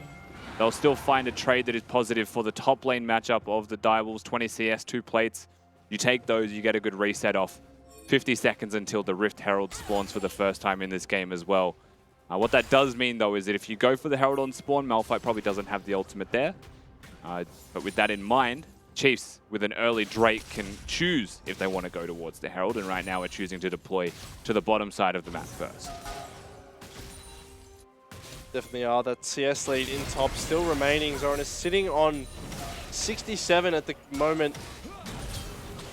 And Kisei. Oh, what a trade. Absolutely pummeling Chaz, getting the better of him in this 1v1. Keep in mind, Ahri did use that ultimate towards that top play, so really nothing that she can do once Kisei is on top of her. Full awareness also of that roaming squad. Looking to try and put their heads into mid lane again and see if they can find that first gank. Still waiting for that first blood, 8 minutes in. Another very slow start here to the series. It took a while in game number 1. But that mid trade actually could really impact what's going to happen here with the Rift Herald. You can see Decoy has to come up for this one. Babip ready with ult.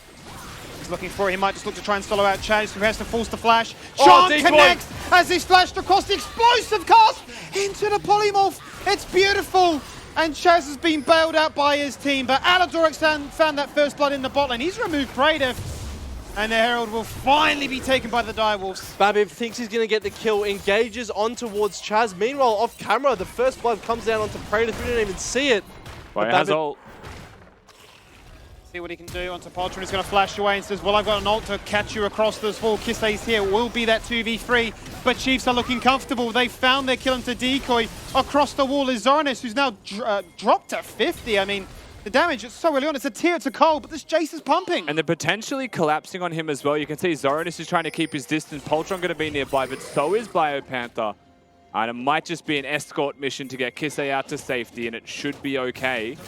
Unless he decides to do something like this and just turn it around, flash to flash inside the bush, loses vision, and loses the opportunity to get that kill. But Babip is here now. He's going to get Mega. And he's going to make sure that they can at least try and get more than just the 2 they found so far. There will be the Mega. One Boomerang goes out, and it's getting dangerously close to it. And that alone is enough to ward them off. The play starts with Babip dying, and it ends with him being right back up in the top lane where it started, finding another kill. So these teams not willing to give up as we see this initial play down towards the bot lane once again. As soon as that support leaves, Praetor, he has the cleanse, but he's still so vulnerable. There's just so much damage. And a nice chain CC. Cleanse not actually available. Yeah, Cleanse on cooldown, unfortunately, for him in that one. They did get that a little bit earlier, right? So they go for the flash for Cleanse trade. You're thinking, what was the point? They found a point. Happens to be as Decoy moves up, predictably perhaps, for that Rift Herald. But not predictably enough for Babip to see that angle, even though we did see the Lulu farming in mid lane. Nicely navigated by Chaz to get towards that shield. I do want to shout out Decoy's flash as well. In that play, went in the complete opposite direction to the direction he was trying to go towards Chaz. One of those situations where it's just so high pressure. You know you're going to get flamed by a mid laner if you don't flash and land the shield there. But all things considered, the Herald is in the pocket of Poltron. They're down a little bit of gold, but you're looking towards this top lane. 2 kills apiece. A lot of action around the place you really wouldn't be expecting it this early in the game. I think the crazy thing for me here, though, is that both top laners were shut down. Both top laners at equal farm now, which was surprising given the way that that lane started. But above all else, it is that magic resistance Trinity Force build from Zoranis. So he's pretty much building the split push presently, and will need another whole item before he has any kind of armor to deal with the Jace that's scaling, to deal with the Wukong or a Xayah that are farming up as well. where I think the Malphite's gone for that Steel Caps. He's looking like a Divine Sundera, I believe, as well, and is ready to team fight. And interestingly, it's going to be the Rod of Ages coming out for Ahri, opting to go for a bit more of that health, a bit more sustainability. Normally with the Ahri, looking towards something like an Everfrost, something maybe of a Ludens in nature, so you're able to pump out this damage. But Direwolves, once again, they love bringing these members down. It's going to be a 5-man push with this Herald in the mid lane. Yeah, full grouping up to guarantee they will find that very first structure. You can get the first blob, but we'll get the first opening here. Perfectly primed is that turret, not to be the one shot with those 2 plates remaining, but with 5 members here, it's always a done deal. Shelly's job is done and complete. What does it mean, though, for the rest of the team? Because for BioPanther, that's free time to continue to push ahead. He's teleporting bottom, actually. They're TP. looking for the Drake. #1 priority seems to be this Drake. He could have got 2 plates. He could have teleported in once the fight started, but a Malphite wants to be there at the very beginning because he is the go button. Kisei pretty zoned out here. It's going to be the 4-man unit. It's a bit of a pincer, Skimmy. Yeah, it's the face check onto Poltron, but he's the one shying away. Kisei being zoned for the meantime. Chaz also having to take the long way back into the mid lane. But Chiefs, starting from the bot lane, are able to get into the river first. They also have to show respect. The setup for the Drake. Chiefs are going to kick this one off again. They have the option of turning and engaging at any point, but they are just going to get escorted out of the river by Direwolves. The Chiefs will let that one happen. Bio teleports on Vision, doesn't go for the 2 plates, and really prioritizes the play being for that Drake. And I feel like sacrifices potential angles that could have been there beyond it. It seems like their sights are set firmly on the objective above all else. And simply just better movement as a team there, right? You can see, as I might have to hold my words there, as a bit of training goes down in towards this bot lane. But Chiefs moving as a 4-man unit, they're able to push up so Kisei can actually walk in and join the team. Meanwhile, the situation had sort of shifted where Praedyth was caught isolated on the bot side. And if you're a Zeri, you're never going to want to walk into a team fight by yourself. So Chiefs just getting a bit better of the situation there as BioPanther. Like you said, Rusty, he doesn't care one bit about this lane, but you know, he's up CS now in what it was a 20 CS deficit earlier in the game. Yeah, it's a remarkable turnaround, wasn't it, really? Zoranis is looking to try and go back to base, forced to hit the ultimate into BioPanther, who just looks like he gets a bit of a scratch from it. Nothing really more to really chime on about. I mean, it's a bait from Zoranis here now, right? Looks forwards, looks aggressively because Chaz is here. Oh, he turns around in the face of Chaz and just solo kills him! Don't ever gank me again! Easy shutdown. Reinforcements from the Chiefs as well. Look at Alidoric. Yeah, has Chaz flash. Really regrets being here now. He doesn't have a TP. He's all in. They know he's here. But the rest of the Direwolves come on through. But they've also been caught out of position. Explosive cast. But nice early wild growth on Poltron's head. Cyclone charge is there to connect. And Tibbers is keeping him in combat. Chaz jumps in with a Spirit Rush but misses the charm. And they can't find any response. Look at Raze. Yeah, play after play. Direwolves bring up so many members. Chiefs as well. It's a 4 versus 5 up towards his top side. But like you said, Skimmy, that's going to mean Raze is free down towards his bot lane. And to be honest, just a bit of disrespect from Zoran is eating in towards BioPanther. Kisei's found Chaz. He has, and he's tanking 2 turret shots across the wall. There is the shock blaster. I thought it was going to do a little bit more damage, quite honestly, there. But it's only 15 minutes into this one. But it certainly feels like Direwolves are getting a little bit too over-eager to try and handle, really, a tank AP Malphite. Yeah, I mean, like, first and foremost, let's talk about the fact that Zoranis did go for Merc Treads against the Malphite, because Malphite also has physical damage. He quite simply auto-attacks, presses W, very high physical damage auto-attack reset combos. So it's tough to be a Mininar against the Malphite. It's one of the reasons you can pick this champion. But instead of going Steel Caps for the comp, he goes Merc Treads to deny the limited magic damage that does exist and still gets punished in that 1v1. That goes from bad to worse. Absolutely does. On the other hand, Kisei has opted in towards the Hex Drinker, nullifying a lot of the magic damage coming out from this mid-jungle duo, and Herald in the hands of Babip as Ultron Yoink. Sneaks in, takes a smite, says thank you very much. Certainly does. Item spikes coming across the board now. Very strong top side is BioPanther and Babbitt with the Divine Sunder as well as the Frostfire Gauntlet. Can't kill him. Once Poor again, people. there is the aggression. It didn't work for you the first time. I don't think it's going to work again. So he just jumps into the bush and layers the CC free. Ultimates on their head and Babbitt position Look at away. Raze. That's the clone. That's the rip. That's the Raze. Unbelievable Isaiah. What a champion and what a performance. Direwolves It's like the definition of insanity. They're just trying to make the same play time and time again. Exactly right, Skimmy. It feels like deja vu. They're going towards that top play, but BioPanther is just immovable. He gets the ultimate, and it's the flank from Raze onto two members, ripping those feathers back that really sends that play from bad to worse for the side of Direwolves. And once again, Chiefs are just making the better of the play. And let's just quickly talk about the idea from Direwolves here as well, because they're pressuring top lane as 4 people. Their top lane in Zoranus does have a teleport, but who are they pressuring? A 3-0 Malphite that's full tank, and he doesn't actually care that you're threatening him and has the reinforcements nearby. And if you're against the Chiefs comp where Isaiah can ult forwards, you are losing that fight. That's how confident the Chiefs feel, and Direwolves just walk into the jaws of the beast. And Chaz there as well has to walk down through the turret to actually be able to do anything. We can see already that BioPanther just simply does not care about your damage. How do you kill this Malphite? He's got blue buff. He's got unlimited scrolling wheels as they hit you with so much pain. It's 3 people, but I don't think 3 people kill him. His ult's back in about 10 seconds, so they've got a window. Needs a little bit of time, doesn't he? The flash, it's not there. They've locked him down. A little bit of CC, a little bit more damage is what they need. He's trying to run away, but the Split Rush finally connects and kills. He used his ult too. That's how close he was to getting out. It's on cooldown. He actually died ulting away and might have lived.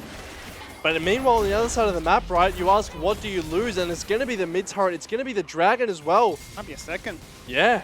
So overall, you know, you take down the Malphite, but at this stage in the game, you have to commit so many resources to do that. And Chief's going to say, hey, thanks, Bio, for the sacrifice. We're more than happy to take this gold in return. For me, just such a different shake-up to the series we saw with Chiefs and Bliss last night, right? It was all about the bot lane, but this time these top laners are getting active. They're getting focused. They're being a massive driving force behind really what happens.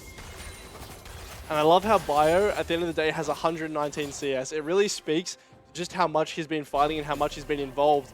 That realistically, look at his XP, he's still relevant whilst being at 120 CS. So really a team player doing what the Malphite needs to do, and that is absorbing pressure, being a menace. And it's going to be the Gore Drinker coming out from the J, so offering a bit more of that survivability, a bit more of that health in exchange for the damage you get from something like the Eclipse. Chiefs now moving towards the bottom side of the map as well. Drake not going to be up for a while, so just pressuring the Direwolves as they look towards that bottom lane, trying to pressure the top laner of their team. But they've got numbers, they've got to collapse. Zoranus is mega.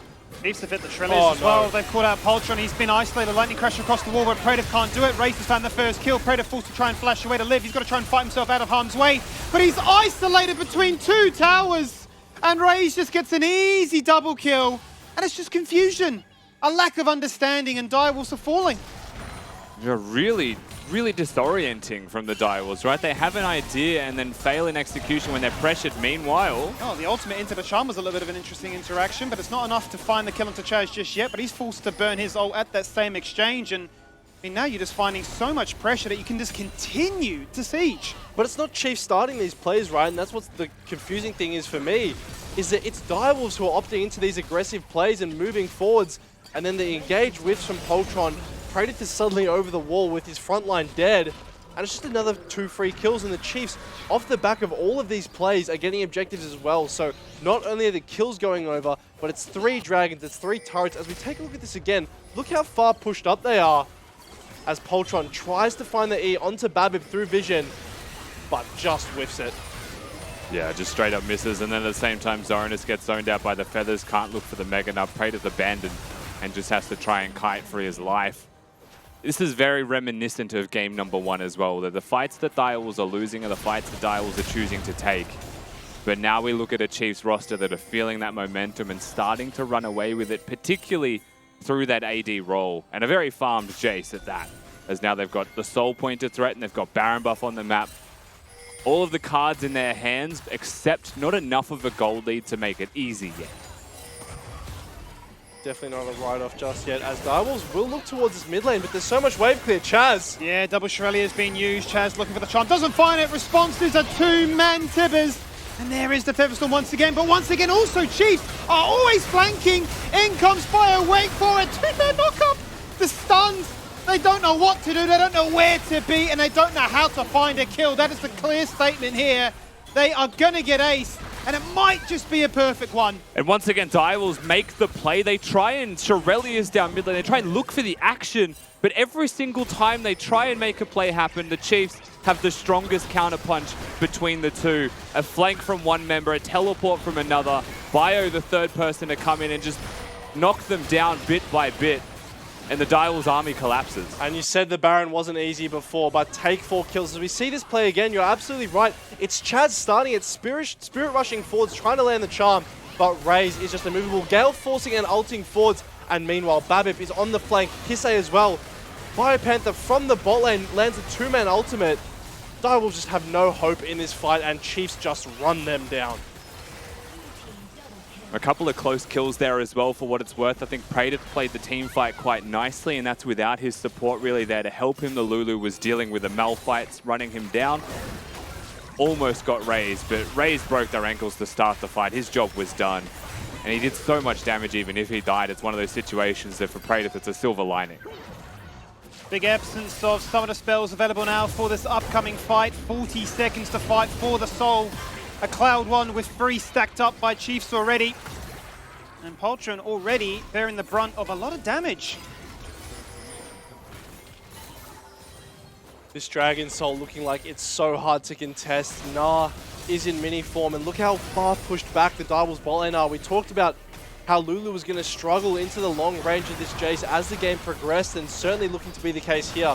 Chiefs can just walk up. They're 5-man strong and showing no signs of stopping. And look at the side lanes. I mean, right now it's Chaz as well as Zoranus is saying we need to push out top, we need to push out bot, we need to get some objective bounties. Chiefs won't care. You can have that bit of catch-up goal, but we've just taken your inhibitor in the mid lane. Yeah, I mean, one turret falls, a second one soon to follow. They've got the bounties on them, so they're trying to get as much money as they possibly can. And it's not game-ending to lose the mid lane inhibitor. But to lose the mid lane inhibitor, have to deal with the Baron buff, lose the Cloud Soul, and just so much control of the map starts to dissipate. This game becomes an uphill battle.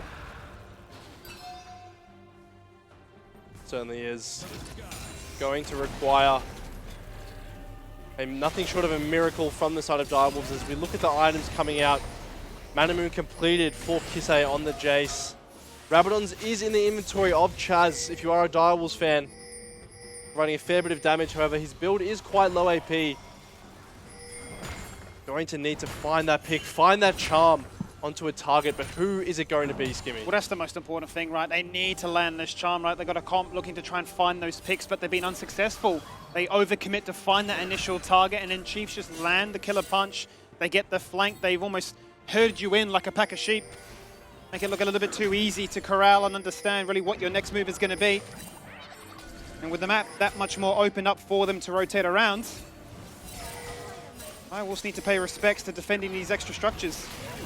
It's so tough to stop the Chiefs from sieging, however, the threat of Biopanther, who just stands in ult range and says, I dare you to clear this wave. Overstep for half a second and you're gone. Zone is showing bottom as well. They're trying to find Kisei. They're looking for Kisei. There it is. The charm is an explosive cast, but he's still alive. Jumps back in with Hammer from Gaunt Drinker, and the sustain keeps him alive even more. Zoranus is not here. His TP's on cooldown. This is just looking like a wipe. Inside the base, inside their face, underneath the turret. Raze is acting like he's playing Zeri right now with his Zarya. Unreal. 25 minutes on the dot, and they've got everything. 16 kills to 3. They're looking to end this game. They're looking to put it on match point, and they are making a statement. We beat you 2-0 in the best of 3, and we're beating you 2-0 now. They absolutely are, Skimmy. Bang on 25 minutes. Chiefs are going to take out this game in an absolutely clinical fashion. It ends with Direwolves looking to get a pick on Kisei, but he doesn't even go down, Skimmy. He's got the tankiness, he's got the survivability, and the footwork to get out, and Chiefs just making it look easy in the second game of this series. Unsung hero for me has to be Biopanther. 2 games now played, some different champions, right? Showcase to the Pantheon one more time. Second game says, of all the champions I can play, hey, we need some mobility power. Slam me the Malphite. Gets ganked countless times, and even sometimes kills. Look, it was crazy. It was great. And it was a damn fast game for Chiefs, getting back on track to the stats we were looking at earlier. But yeah, team fight-wise, individual performance-wise, Chiefs were just knocking Direwolves out of the park there. There were moments, look, on the Zeri there. Praetor started to look pretty good. The Yeah. issue was everyone would die before he could get that impact. There was a few times here, we'll probably see them in the replays, where you see Praetor just coming a little bit too late to the party. You know, he is untouched in moments like these, but even so, he just didn't do the damage. There wasn't enough time to do the damage, which is the issue, right? Yeah, I mean, for me, it's not a Praetor thing, because like even in team fights, we were saying, Mac, and I completely agree with you, he was playing pretty well, actually. Yeah, yeah. It is the fact that his frontline dies so quickly. It is the fact that these fights were happening on terms that Direwolves were taking, but were incorrect, I suppose, in their decisions to take it. Or if they're going for it, they're just missing the execution. Now, this is a perfect example of it, right? They think they have a pick. Shirelia's down mid lane. Charm just gets dodged, and then suddenly raises ulting forwards to be aggressive, and the collapse is instant from the Chiefs squad. It just feels like they are the better team right now in this best of 5, and Direwolves are the ones that have to do a little bit of soul searching. Yeah, they're split up enough that they're still close enough to rotate into those fights. So every time Direwolves tried to make a move, Chiefs was just there, and they had many more numbers. You know, playing that numbers game is always going to work in your favor. Having a look at this, it was only a 9k gold diff at most, but of course it is only a 25-minute game, so that is still a pretty decent affair.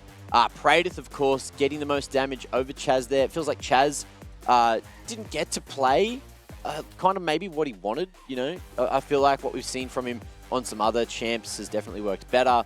You know, Ari, not necessarily one of the highest damage output champs, especially if you're not hitting those skill shots. That can be an issue.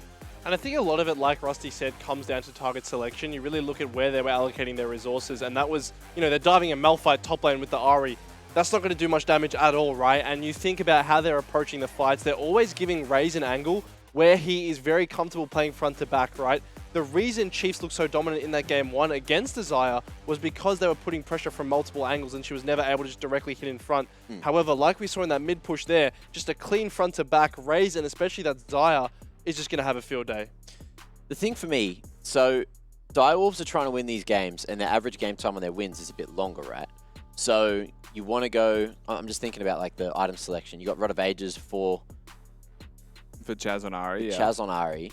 I don't like that, I will You say. don't like that? You Not at prefer the Everfrost? You think? I just don't think Ari is a champion that wants to... It's not a 35-minute team fighting champion, right? It's a champion that wants to snowball the game and wants to take advantage of that high mobility to get stuff done early. And Rod of Ages inherently is sort of sacrificing a bit of that to opt for more late game power. What are the other options? Do you ever go Hex Tech just for the I've movement? seen Ludens a bit. Yeah. Ludens with like Electrocute if you really want to be aggressive. First Strike if you think you can get the first move. Obviously very hard into a Jace matchup. Might Yeah, be more his pain. read, right? Is that I'm losing matchup pretty hardly. I need sustain, but then, yeah, kind of a snowballing effect. So maybe things can shift moving into the next game, but we'll talk about that after the break. But before the break, from the fans, you guys, talking about your favorite moments this split. Let's see what else you've sent in for us. We have Triana There it is. coming through with the Kitty Shelly dance. You love to see it. This was a GIF. You know, if you want to see it in action, moving, jump on over to @LCO, and you should be able to find it there in the comments on this post. You know, there's been 2 games now, so you're probably going to scroll down a little bit. Either way, that PGG match that Shelly won, and then Kitty's Shelly dance immediately after. Beautiful. So there you go. A great moment. A great moment. What was your favorite moment this split? I know you watched a lot of the LCO. You're putting me on the spot, Mac. Yes, I am. I'm glad they put him on the spot. We're just Think quick. All right, mine was the menu log meal time that Skimmy wrote for me. Even though it was hard. Your pie. Oh, the it was pie. like the pie. That was funny. It was fun. Could be. Could Coming for be. you. Yeah, I'm coming could for be. you, huh? Could be. I'm coming for you because he groaned. He did a rusty. Don't want to be involved. What's thing. my favorite moment?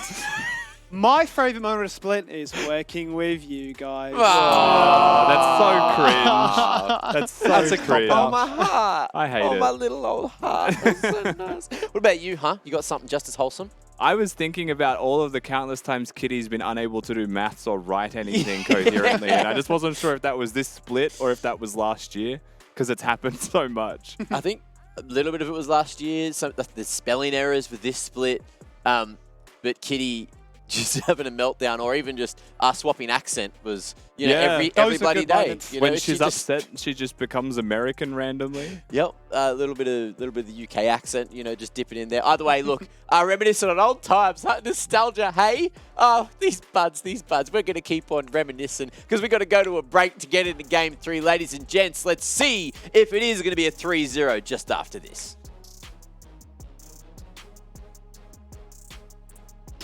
We'll look towards mid lane, but there's so much wave clear. Chaz. Yeah, double Shirelli is being used. Chaz looking for the charm. Doesn't find it. Responses are two-man Tibbers.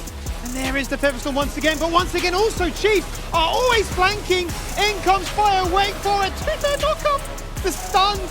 They don't know what to do. They don't know where to be. And they don't know how to find a kill. That is the clear statement here. They are going to get ace. And it might just be a perfect one.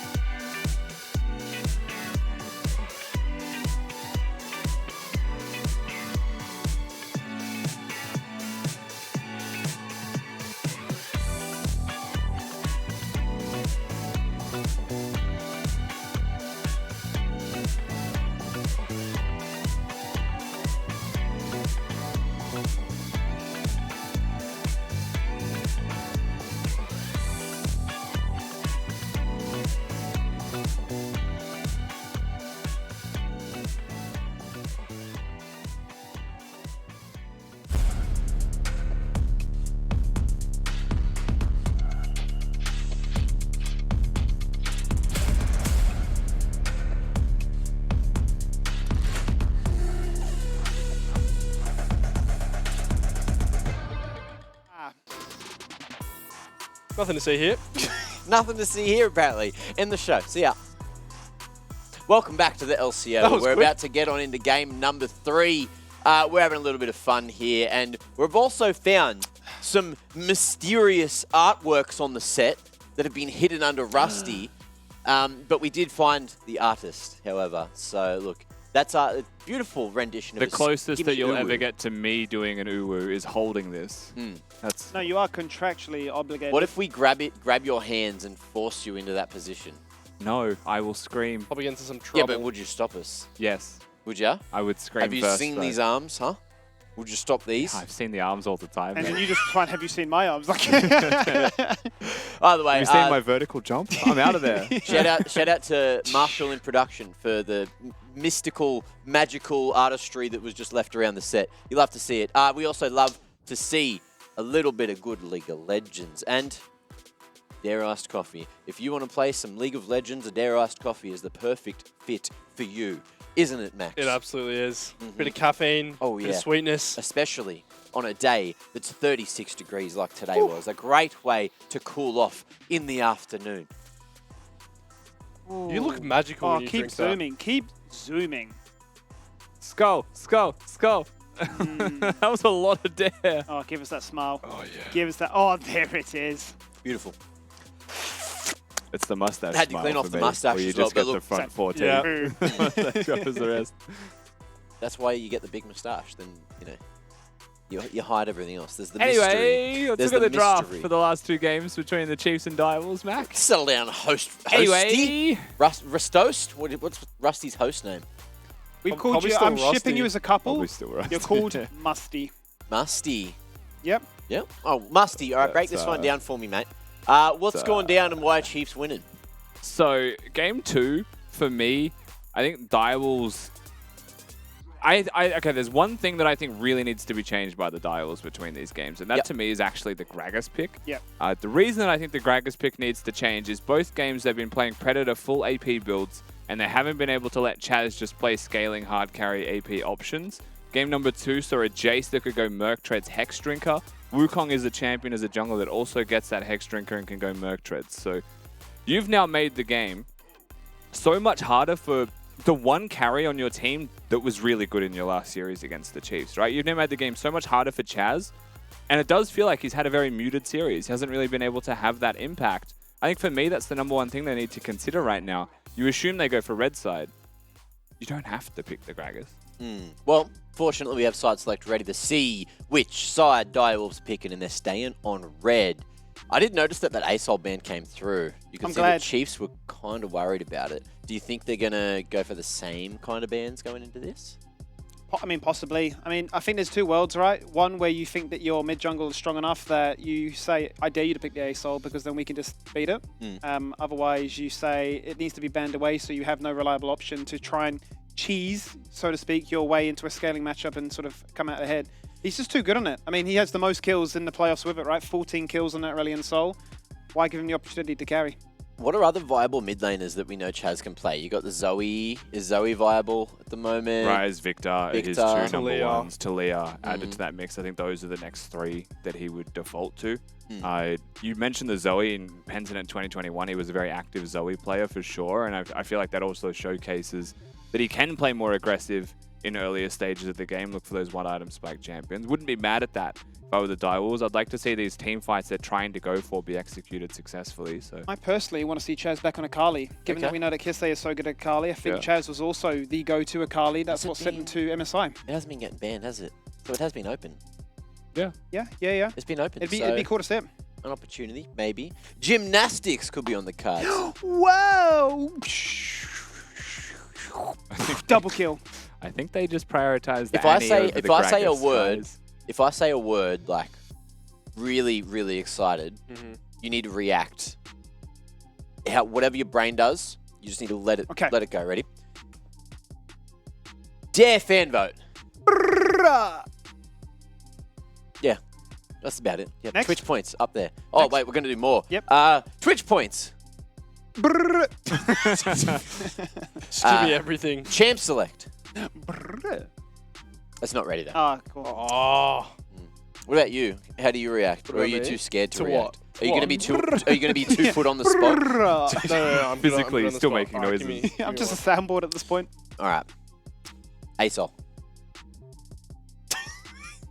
That's me being happy because I predicted Darwin. Word to win. association, my response would have been ban. And it's the first thing that came to my mind. Oh, we're doing actions though, right? Yeah, well, how about this on Shaker? Jesus. Oh, Jesus. Oh, okay. I was thinking of Juice, but he didn't do anything, did he? It was Shaker. just a Shaker on the camera. That's true. There was no action attributed. What about I miss Juves. Champ Select? Ready. It is. It actually is ready. Hey, guys. I'll see you after this one. See you, Mac. Bye. That's as close as you'll get to Kitty. Oh, dearie me. Here we go, though. Maybe for the conclusion of this series, we'll have to wait and see. It's obviously a best of 5, and Chiefs are on match point. Second time now that Direwolves have gone for the red side, having been on the receiving end of 2 big defeats, and Chiefs will open up now. This time with a Sejuani, despite Wukong being available. Yeah, thank God. I was so worried we were going to see an entire series without Sejuani. I just love seeing this champion. And Direwolves already, you mentioned the Wukong coming back, switching up that jungle priority already. And the Cassante as well for Zoran is saying, bye, Panther, you've looked so dominant on this, but now it's my time to shine on this pick. Yeah, this Cassante one is very curious to me because it is a first pick blind basically for the Direwolves. We have been saying how many times now, right, that when we see Zoranus, we want to see carries from him. But it's clear in this series being 2-0 right now that it's just not working for them.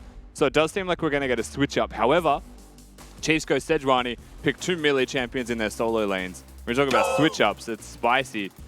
Okay, Direwolves. That confident, they just lock it in first 3 picks, won't allow Chiefs to ban out away for the second time. Direwolves fighting for their life here, just going for it. And here the thing is, right, no AD carry or support has been picked in the first 3 for either teams. Now, if you're Direwolves, you have the first pick coming out of bans, right? So there is a world where you just ban 2 AD carries, you pick whichever one you don't want the other one to play, and then where do you go? That's not what they're going to go for. They are going to opt to take away the Annie. But I wanted to shout out a bit to your point, Rusty, the double melee solo lanes with Sejuani. It feels like in OS and in a lot of the drafts we've seen previously, Sejuani gets picked almost haphazardly and there's not really much thought put into what goes around it. But now, the Zeri taken away. Yeah, so Chiefs are going to go into the strategy you were just thinking about. If they get rid of the Zeri, there's also the Aphelios that could be banned away. It basically leaves Kai'Sa. Realistically, in terms of the ADs that are still upright, unless I'm missing one in my brain. You're thinking Draven. Yeah, you've got a Draven, you've got Lucian Nami. Lucian Nami's still going to be there, so the Lucian's gone. And then Kai'Sa with Leona is probably the next default, right? So like in terms of duos, really starting to get limited. Definitely a very raised Aladoric bot lane that Kai'Sa Leona is, and there's so much engage. When you combo that with something like a Sejuani, just a really all-in team composition, and it is going to be interesting. Direwolves, you are assuming, going to opt for the AD carry pick. We know Predators love the Aphelios. What's it going to be? You don't ban Lucian if you're going to pick Draven, right? Like usually Draven's the answer to that. Draven Nautilus into the Lucian Nami. I just feel like if you're Direwolves and you're going to go so crazy on the just pick Aurelion Sol, who cares? Like you're probably going more aggressive than you would before. So maybe this Aphelios does have a Nautilus with it. I think I'd prefer the Karma. There it is. Because you know this is coming out in response. Now, what is the pairing with it, though, is the question. Is it going to be the Leona, which is the Aladoric special for the pure engage, jump upon a very vulnerable Aphelios and go for the explosive one-shot? If they go Draven Nautilus, I think it's a Braum angle. Ooh. It's the Fresh instead. That would certainly be quite exciting. Also, we saw how strong Aladoric was on this against Bliss last night, was pretty much smurfing into a Heimerdinger matchup. Now a big ask as to what is your pairing to try and handle something so strong like a Draven Fresh. Had the game of his life yesterday, absolutely, on that Thresh. Now, what do you go if you are Direwolves? Compositionally, your only engage so far is that Wukong. They are going to look to supplement it with the Nautilus. Oh, never mind. The last minute pivot. Taking a page out of Benvi's book here, the Heimerdinger, we know, one of the best champions at really nullifying that Thresh in lane and punishing it. You know, unless Aladoric is able to make something happen early, it's just going to be Direwolves getting the push. But on the other hand, if they slip up once, it's a cash-in for Draven, and the lane just starts going from bad to worse for Direwolves. I mean, let's be honest, the Chiefs just have a really nice comp. They just have such a good comp. Their top side's deadly. right? And the Direwolves top side is more about scaling than it is about winning lanes, where the Sejuani can pressure all 3 of them if they want to. For the Direwolves, answering the Thresh with a Heimerdinger is valid, but the Thresh itself protects Raze, so they can play on the weaker side and just cash in from a team fight or a cross-map Dravenor, which we've seen the Chiefs do before. They just sit back passively and farm in bot, and then suddenly Raze snipes the kill globally and just gets an extra 900 gold just chilling in bot lane and suddenly wins. I think Direwolves have certainly set themselves up to scale into the game, and they have diffusal lanes everywhere. Aurelion Sol wants to survive. Hard to dive a Cassante. Bot lane should just be able to persevere when those fights happen, and Thresh shouldn't be able to find angles without flash. But the Chiefs are poised to strike very easily in all 3 places. And as you mentioned around that top side, that is not a 3v3 at the Herald that you want to be taking anytime soon. As soon as those level 6 come online for that top side of the Chiefs, they're such a brawl-heavy composition that unless you're playing a really nice controlled style, like you mentioned, being able to set up with that Aphelios, with that Heimerdinger, realistically, you are just going to get ran over. So almost feels like a flashback to the Bliss series yesterday, Skimmy, in that it's all going to be around whether this bot lane gets ahead, because the Chiefs have shown that they can put a Heimerdinger behind. They certainly have, and they made sure that if you want to run it back, we're going to punish you with this pick time and time again. Aladoric was phenomenal in finding the angles and utilizing the Lantern to get Babip in. Let's load into game number 3 with Chiefs on match point. Chiefs Perhaps might. a level 1 to start this off. Yeah, Alador going to face check the turrets and reveal himself. Direwolves still grouped up as 4. Might be going for an invade. Kisei about to find them. Could be in trouble. Or that is such sad timing. No way. They were going to invade the second they spotted Kisei. That has to hurt. That absolutely has to hurt if you're Poltron walking out, making it so Kisei gets a whiff of what's happening just before he's about to walk into that bush. And ultimately, it did look like there was going to be a bit of action level 1, but realistically, not too much that's going to alter the outcome of the game. Early wards being placed on towards this Raptor camp has been the norm from Direwolves to spot out Babip early in his path. And my question in particular is this mid lane matchup, is the fact that Chaz played into an Akali. It was in the matchup against PGG into Dongi. Initially, it looked okay, looked favorable for the Akali to try and get aggressive, but at a certain point, just wasn't able to handle just the amount of raw pressure that the Aurelion Sol could do in comparison to what the Akali could do. The thing with this Akali matchup is it's not the same as something like a Katarina that just has infinite resources, right, and can dive on you constantly. It does an insane amount of damage, but runs out of energy very quickly. So you often find that the Aurelion Sol is able to just play in minion waves and push and just kind of keep the Akali under wraps up till 6 at least.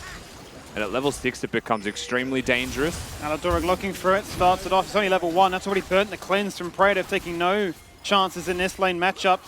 But it makes it so scary now if another hook were to go out.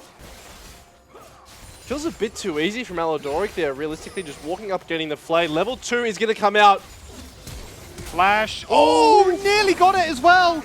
The flay afterwards sidesteps the grenade. That was nice from Aladoric. And the ignite afterwards to make sure that his HP is ticking on down, but we nearly saw first blood. He's feeling himself there. No hesitation to go. Knows the cleanse is down. Meanwhile, Chaz. Flash for flash. Buffett Chaz is in so much trouble. Oh, Kisei. Oh, Babip nearly left it alone. He wanted to make sure that Kisei got it, but it will be first blood for Sejuani. I mean, Kisei straight up misses his E and hits a minion next to him. Could have been any other direction, but chose death. Pushed under the turret here is Biopanther as well. But Zoran is not going to hit the Q3 with the strikes. And a very nicely played first blood in mid from Babip. Now transitions towards the bot side of the map. If he walks in the tri-bush, he does see Poltron.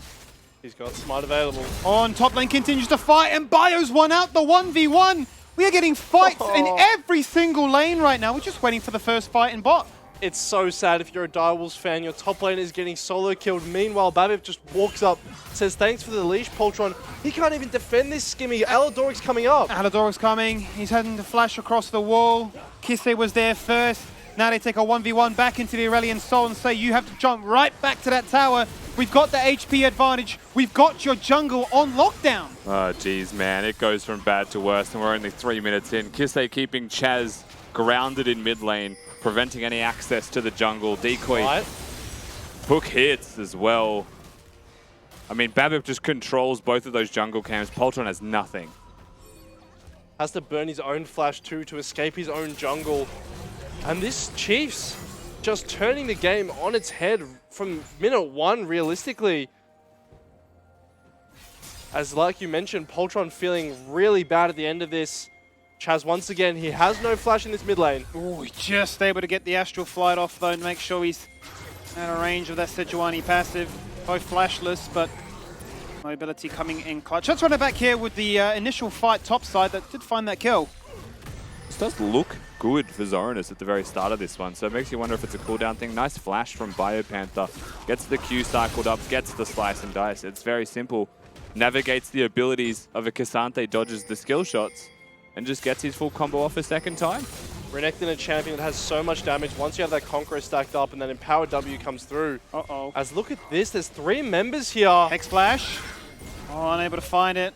Wasn't looking like a desirable angle there with the death sentence. And what about a lantern to get Babip out of harm's way underneath that turret as well? I like the idea. Yeah, they also could have just thrown the hook over the wall, potentially, I was feeling like, because that way he avoids turret aggro. Another hook does find. Oh, here it is. Here is the delivery system. Australian Post coming to try and find another kill. 2 found so far here by Chiefs and potentially looking for more as 4 members of Direwolves are forced to group up and try and take down the aggressor, which was that Fresh. Alodoric running away, a 1-man stun on towards Babip, and they will answer back. Predator's found his first kill in the game. The Direwolves are back on the scoreboard. And the Chiefs will be punished for their over-aggression. Finally, Direwolves realizing that, hey, we're going to have to link up. We are not going to roll over quietly. That being said, Kisei's found Poltron. Kisei just wants to explode into action, doesn't he? He doesn't have level 6, but still playing as if he has it. He saw multiple members just staggered, recalling, and doesn't let it go to waste. Yeah, the overextension immediately becomes following up a second time and just catching him going back to those jungle camps. They're not going to allow Poltron to be on the bottom side of the map. They're not going to allow the bottom lane of Direwolves to help mid and not get punished on the way through. And you feel the tempo of this game. You feel the pressure that the Chiefs are trying to keep constantly onto the Direwolves to force those errors. Like you said, if you're Poltron, you've almost got a conditioned fear response to heading into your own bot quadrant. Only bad things happen there. That being said, though, Direwolves are going to be able to push out this wave, but Babip has snuck onto the Dragon and is going to pick that one up. So this Draven and Thresh already, even though there's no kills necessarily going on towards them, the pressure that they're able to create has been immense in providing Chiefs with an early advantage. Kisei 6 here, just quietly keep in mind that Chaz, very vulnerable with a Tear and a Blasting Wand as his only 2 real options. No health, no sustain. In for the Shroud, get some more energy, get him low, get him peppered down. Tease at the idea of that perfect execution. Jumping in, nice falling star. My ultimate's looking a little bit better, but I can't hit R2 because you run right back to your Tara. Interesting from Chaz there, basically baiting the Kisei ultimate out there and using the Astral Flight to get away. So ultimately, at the end of the day, you're not feeling too bad for that. Sure, you have to use the ultimate, but realistically, as the A-Sol in lane, you're not going to have too much of a need for that anyway. So Kisei using the first ultimate and not finding anything, that is a brief window of reprieve for this A-Sol. A nice HP advantage as well now to hopefully find an avenue in here for Poltron, who has certainly been struggling in this third matchup. Has had his read. Certainly been targeted despite the changing of the champion. Let's see where they decide to put their attention in instead, because yeah, what we saw obviously in the top lane also was that cheeky solo kill. Biopanther very close to level 6 here as well, you would have to expect. Can play towards both solo laners, especially if Biopanther is finding this much success in his 1v1. There is real dive threats that exist here. It is tough to dive a Cassante, and Chiefs can resolve to the objective regardless, knowing that there's no way Zoranus gets involved, no teleport, no HP. I think they'll just take the easy path given that Poltron's protecting as well. Absolutely, and this is one of the pleasures of playing with Renekton as your top laner when you are this jungler, is you basically have unfiltered access into this Herald. Renekton is just so strong. You know, not even mentioning the solo kill that he got previously, his hooks onto decoy. Hook is on, beautiful into the flay as well. This is Raze looking for it with the whirling death. Check in the money, and this Draven is fed. How many times have we seen Heimerdinger picked into Alodoric on a hook champion, and then Alodoric just hits the hook anyway and they get a counter kill? Walks into the bush, finds a death sentence, and name rings true. Decoy is gone.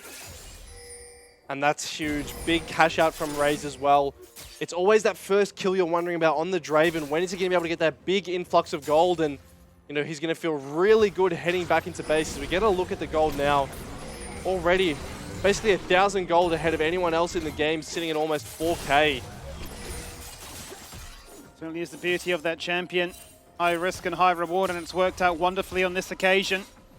And still so much volatility around this mid lane. You know that the junglers are curious to see can they find a way in, but easier said than done. Babip on vision down here as well. Praedyth actually confirming that the vision is there. We get our way back towards bottom lane for Raze and Alidoric. No mythic done. 9 minutes in though. He had enough money, I think, to get that mythic if he didn't buy his brown leather bags on his feet and a dagger with it. But that's how strong the Chiefs are presently. And in about a minute, 2 more waves, even stronger. Absolutely, Alidoric Oh, he's fishing. landed it again. Unreal. The lantern goes down, the flash goes away, and Poltron is here to try and save the day. Moonlight Vigil, great flash. Otherwise, that would have been enough to turn it around. But you see, Poltron's there, and they can't even turn that around, right? It's just a 2 versus 3, and this Draven does so much damage compared to only the Berserker's Greaves and Longsword for Praedyth. Alidoric really has an aimbot on that Q ability. And the payment, the punishment for that mid play is going to be this Herald dropping on towards this turret and Chaz getting forced off these waves. He's lost his flash. Poltron just shows up and tries to help. Doesn't. He's going to dive. He is. Oh, just out of range with the axe placement. Did have flash, but wasn't really desirable. Look at his mana. He's got the ultimate coming up. He's done this before, looking for the collapse on mid lane. Nice ultimate 3-man stun, but it's a little bit too late. Bio's going to die to the turret. It's a silver lining, and it will go the way of the Aurelion Soul. That is your best case scenario. In jump Zonus, he's going all out, but he's been stunned by Sejuani. Kisei going for the fight as well. Babbitt runs across the wall, and Kisei trying to disengage, and Tofo strikes, not going to fight it. Aimbot secure, and Alidoric guarantees to disengage. Yeah, just a nice look from Alidoric, but at the end of the day, what we didn't quite get to see was Kisei did use his Eater animation buffer out of the Q3 from Cassante. It's a fake. They're going to go on it, but it is the fake confirmed. So many tools exist in this game to stop Alidoric from hitting hooks. Even the previous one in bot lane on Praedyth, he was throwing turrets. But none of it's stopping Alidoric from hitting hooks. He's just a little bit too clean with it, and Direwolves, remember, 2-0 down in a best-of-5 where the winner goes to PCS playoffs and plays in the LCO finals. They're learning the hard way their mistakes. When he's on, he is absolutely on, and it doesn't look like this onslaught from the Chiefs bot lane is going to stop anytime soon. Realistically, up 20 CS in this matchup where, as Direwolves, you really would be hoping to have the advantage. Once again, like you said, just too many hooks landing from Alidoric, and all across the map, you know, plates falling, turrets getting chunked low. Chiefs really having their run with this game. Almost feels like it's going full circle. You can ban and disrespect, or respect ban rather, I should really say the Rakan, but maybe now the Fresh has to be considered the next one on the chopping block. If it is a draft where you go up against the Chiefs, they are banning every AD carry. Maybe the response is ban every support. As we look towards that second dragon, which is now being claimed, Chiefs primed and ready to go with full objective control. Sejol. Sejol, does he even get to use the Stars Descend? He's running away. No, dies during the astral flight. The flash is just permanently on cooldown. And Poltron is seemingly a passenger just watching his team die around him. The way Chiefs have played around this mid lane with their support and jungle has been an absolute pleasure to watch. I mean, we talked about Chaz, you know, getting to this 30-35 minutes marks, being able to scale up. But that doesn't matter if you're this far behind, right? He's already sitting at 3 deaths, more than he had in his previous game on the Aurelion Sol when he really took over. So once again, we're starting to see the Chiefs are not letting these scaling win cons come to fruition. And it is very easy to look at Poltron in this game and say he is doing nothing, right? But you have to consider the reason why he is doing nothing. And quite simply, Chiefs with priority in bot lane, with first move from mid lane, they invade the blue buff, they invade the Gromp, they constantly pressure the jungler of Direwolves, and they make sure that Poltron can't have a factor in this game. And look at how much that's had an impact on the whole map for them. A 1-3 mid laner, yes, Chaz trying to scale, but now you're Praedyth looking at a 2-0 Akali that's going to just wallop you if you're on the same screen and you're afraid. You're terrified of the Chiefs right now. Even if you can deal with this Draven, there's so many more threats available. Like you mentioned, Kisei on the Akali, Biopanther as well, sitting with the Gordricker completed. You know that if he gets on top of you, that's going to be another nightmare you're going to have to deal with as Direwolves. This wave is pushing, and they've brought Chaz down. Are they going to look for the dive? Like a necessity that they have to, but Babbitt pulls the trigger, goes in with the ultimate, misses it completely. In goes the Cyclone, knocks up the bot lane. Moonlight Vigil just out of range. There we go with the massive ultimate from the Aurelion Soul, but it's just not enough. Chiefs are still healthy. Chiefs are still standing, and they're the ones that walk away with the kill.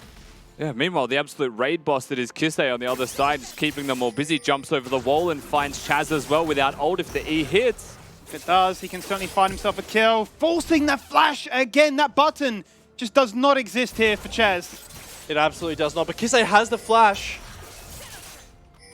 Doesn't want to trade for it. Not going to be committing that spell at this stage, but this play starts with Poltron sitting on the control ward. We can see still in the bush, looking for a really deep flank, but once again, it almost just feels like it's been the story of a lot of Wukong engages in this series. He's just too far. Kisei! Oh, Kisei, that's disrespectful. Right in the face of Poltron, and he says, Poltron, you can't kill me either.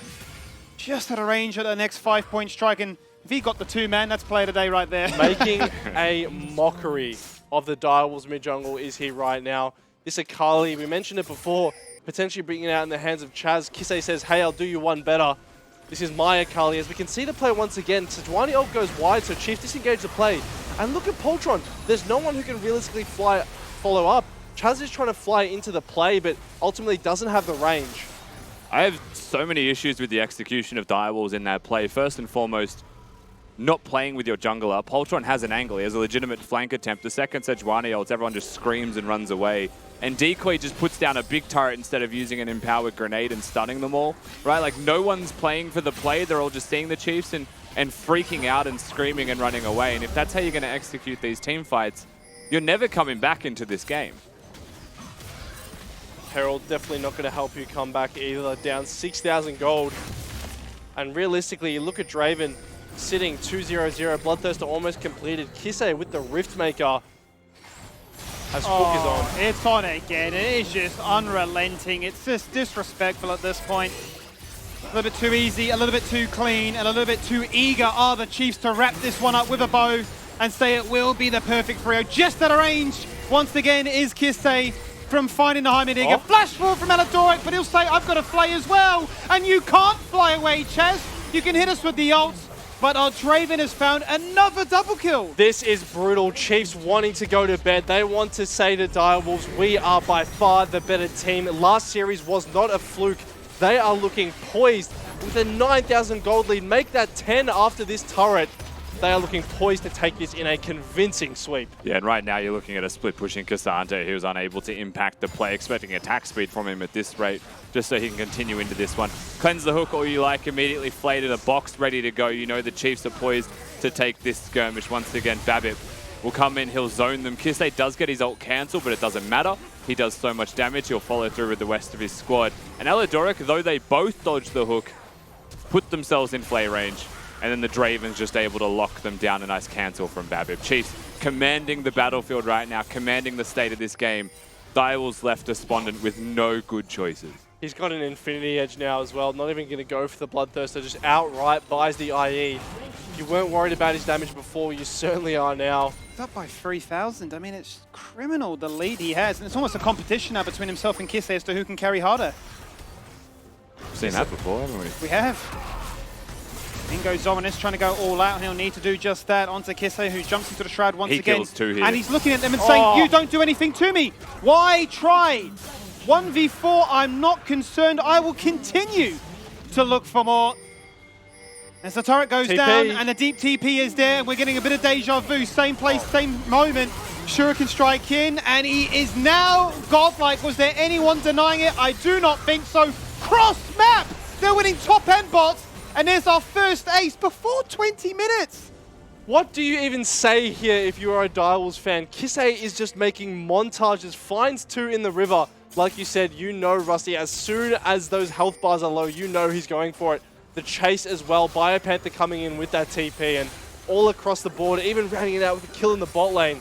Chiefs are just making this look easy. Yeah, I mean, Chiefs, at this point, just put a Jordan pose into the game because they've just absolutely put Direwolves onto a poster.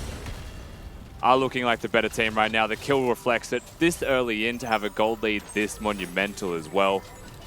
You're not seeing a way out of this one for the Direwolves, and it is a do or die situation. They have to put their best foot forwards because if they lose, they're eliminated and they don't get to go to the PCS playoffs nor the LCO finals. But if your only resolve here is to try and go on to Kisei, he does not die with this build. He will find you and he will take you down. Doesn't even look like he's trying in these plays. They commit the Xante ult onto him, and look at this, even the Shuriken landing onto Decoy here to secure that kill as well.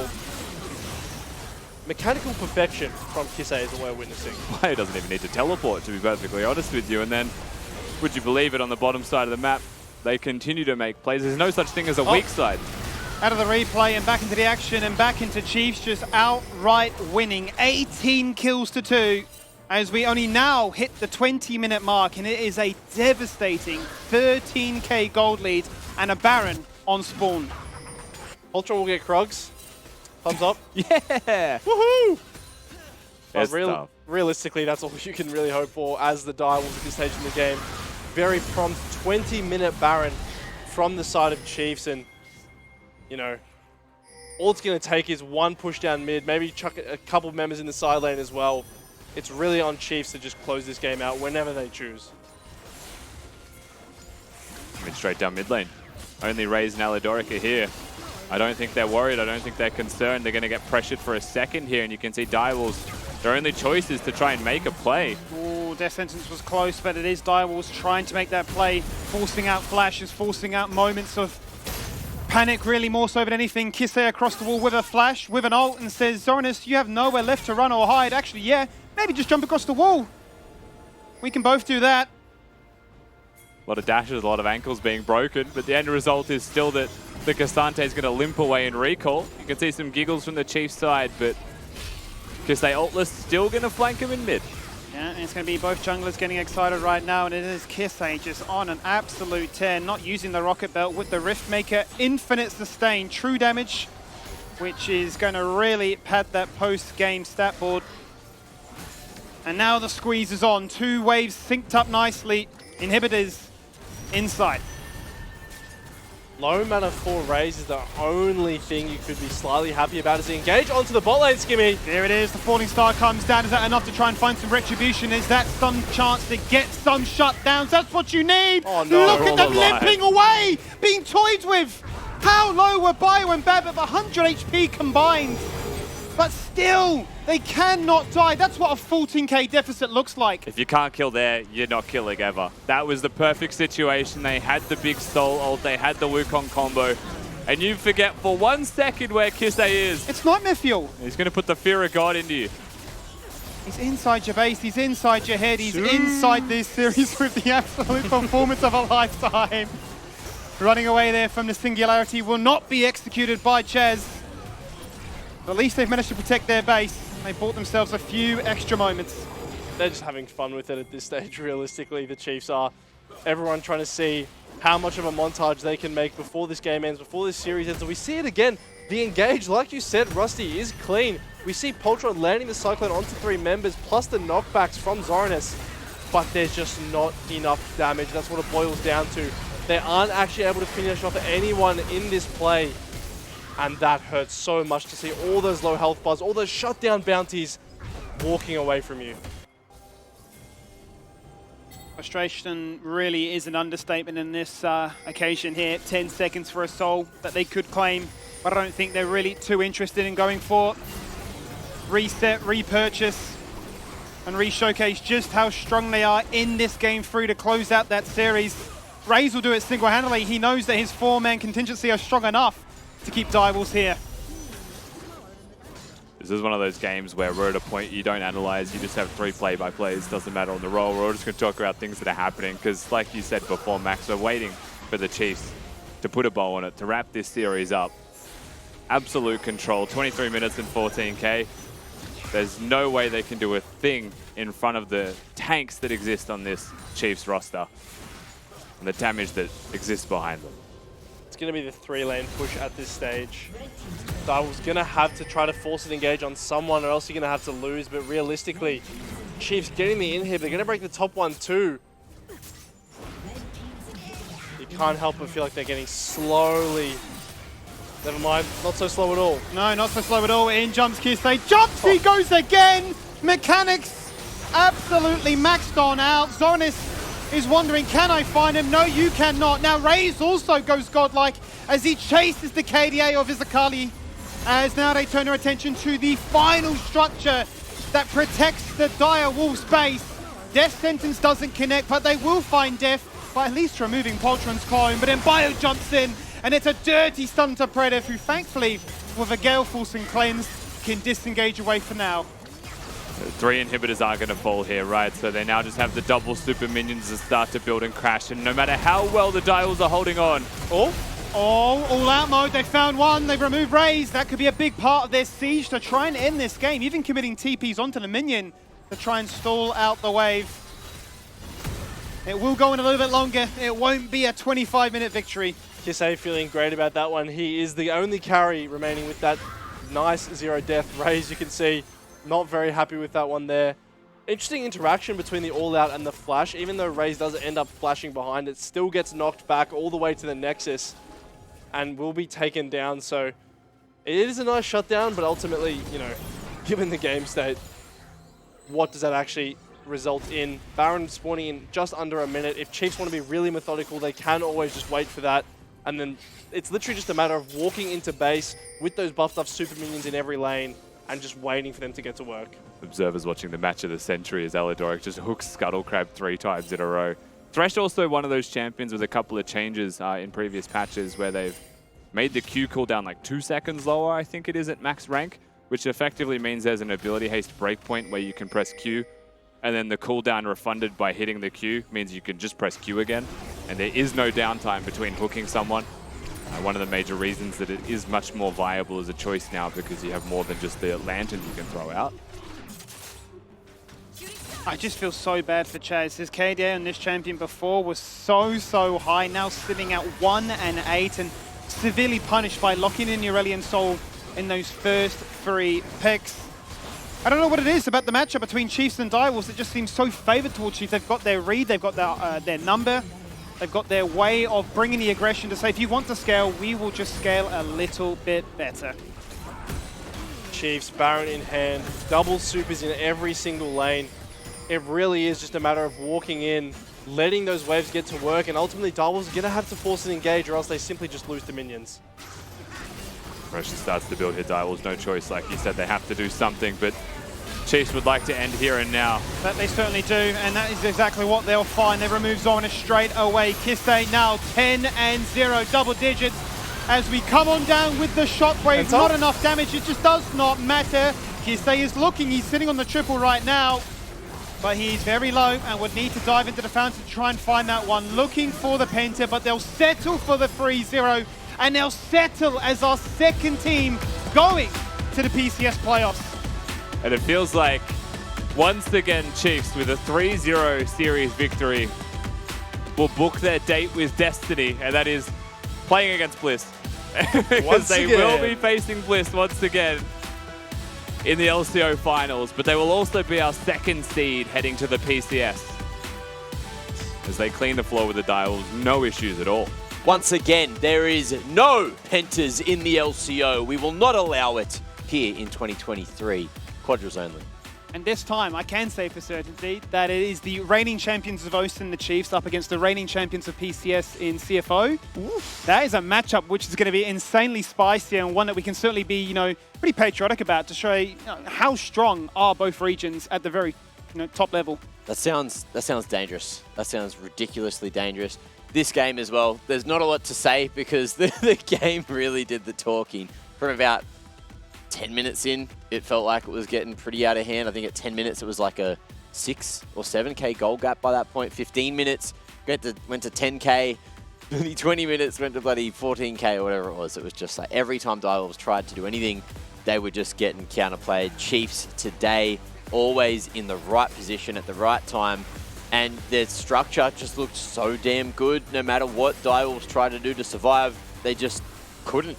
They just couldn't survive. I don't know what it was. Have a quick look at the replays to try and break it down again.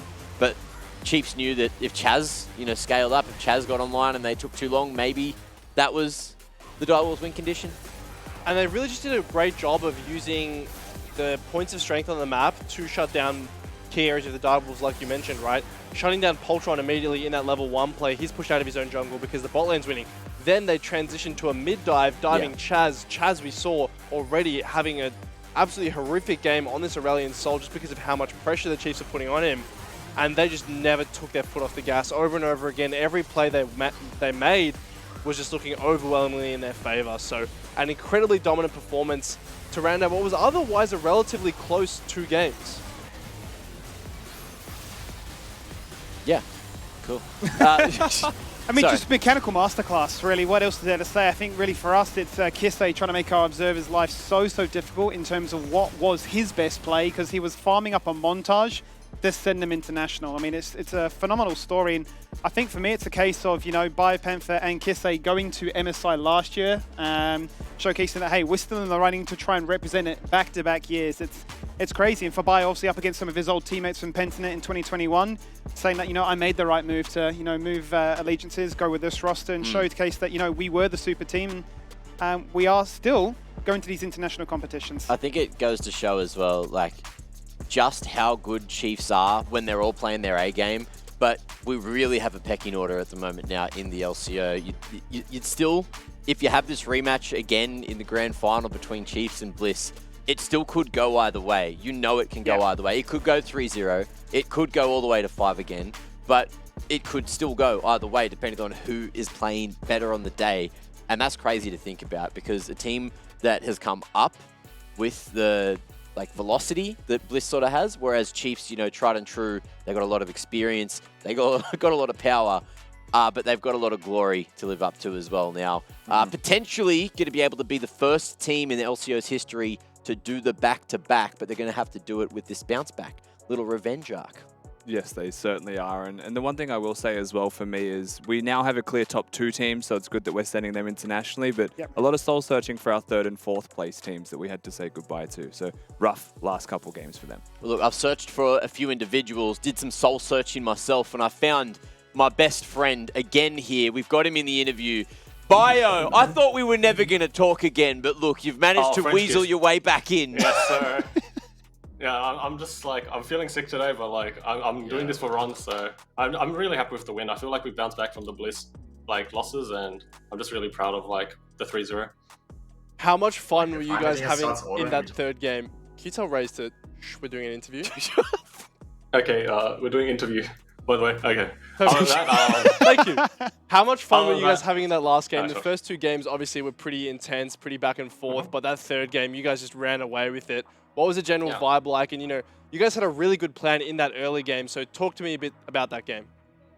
I feel like they lost a lot of confidence and they just went to comfort. They really wanted scaling. They picked Kasante Wukong. It was very weird. They just felt like they gave up. They were losing everything. They were just pick comfort, pick scaling, and hopefully they can outscale us. But we just fought every objective, and they just can't fight back when they get behind with that comp. So I just felt really good in that game. When I don't know, when I see people draft like that, I just know they gave up. So.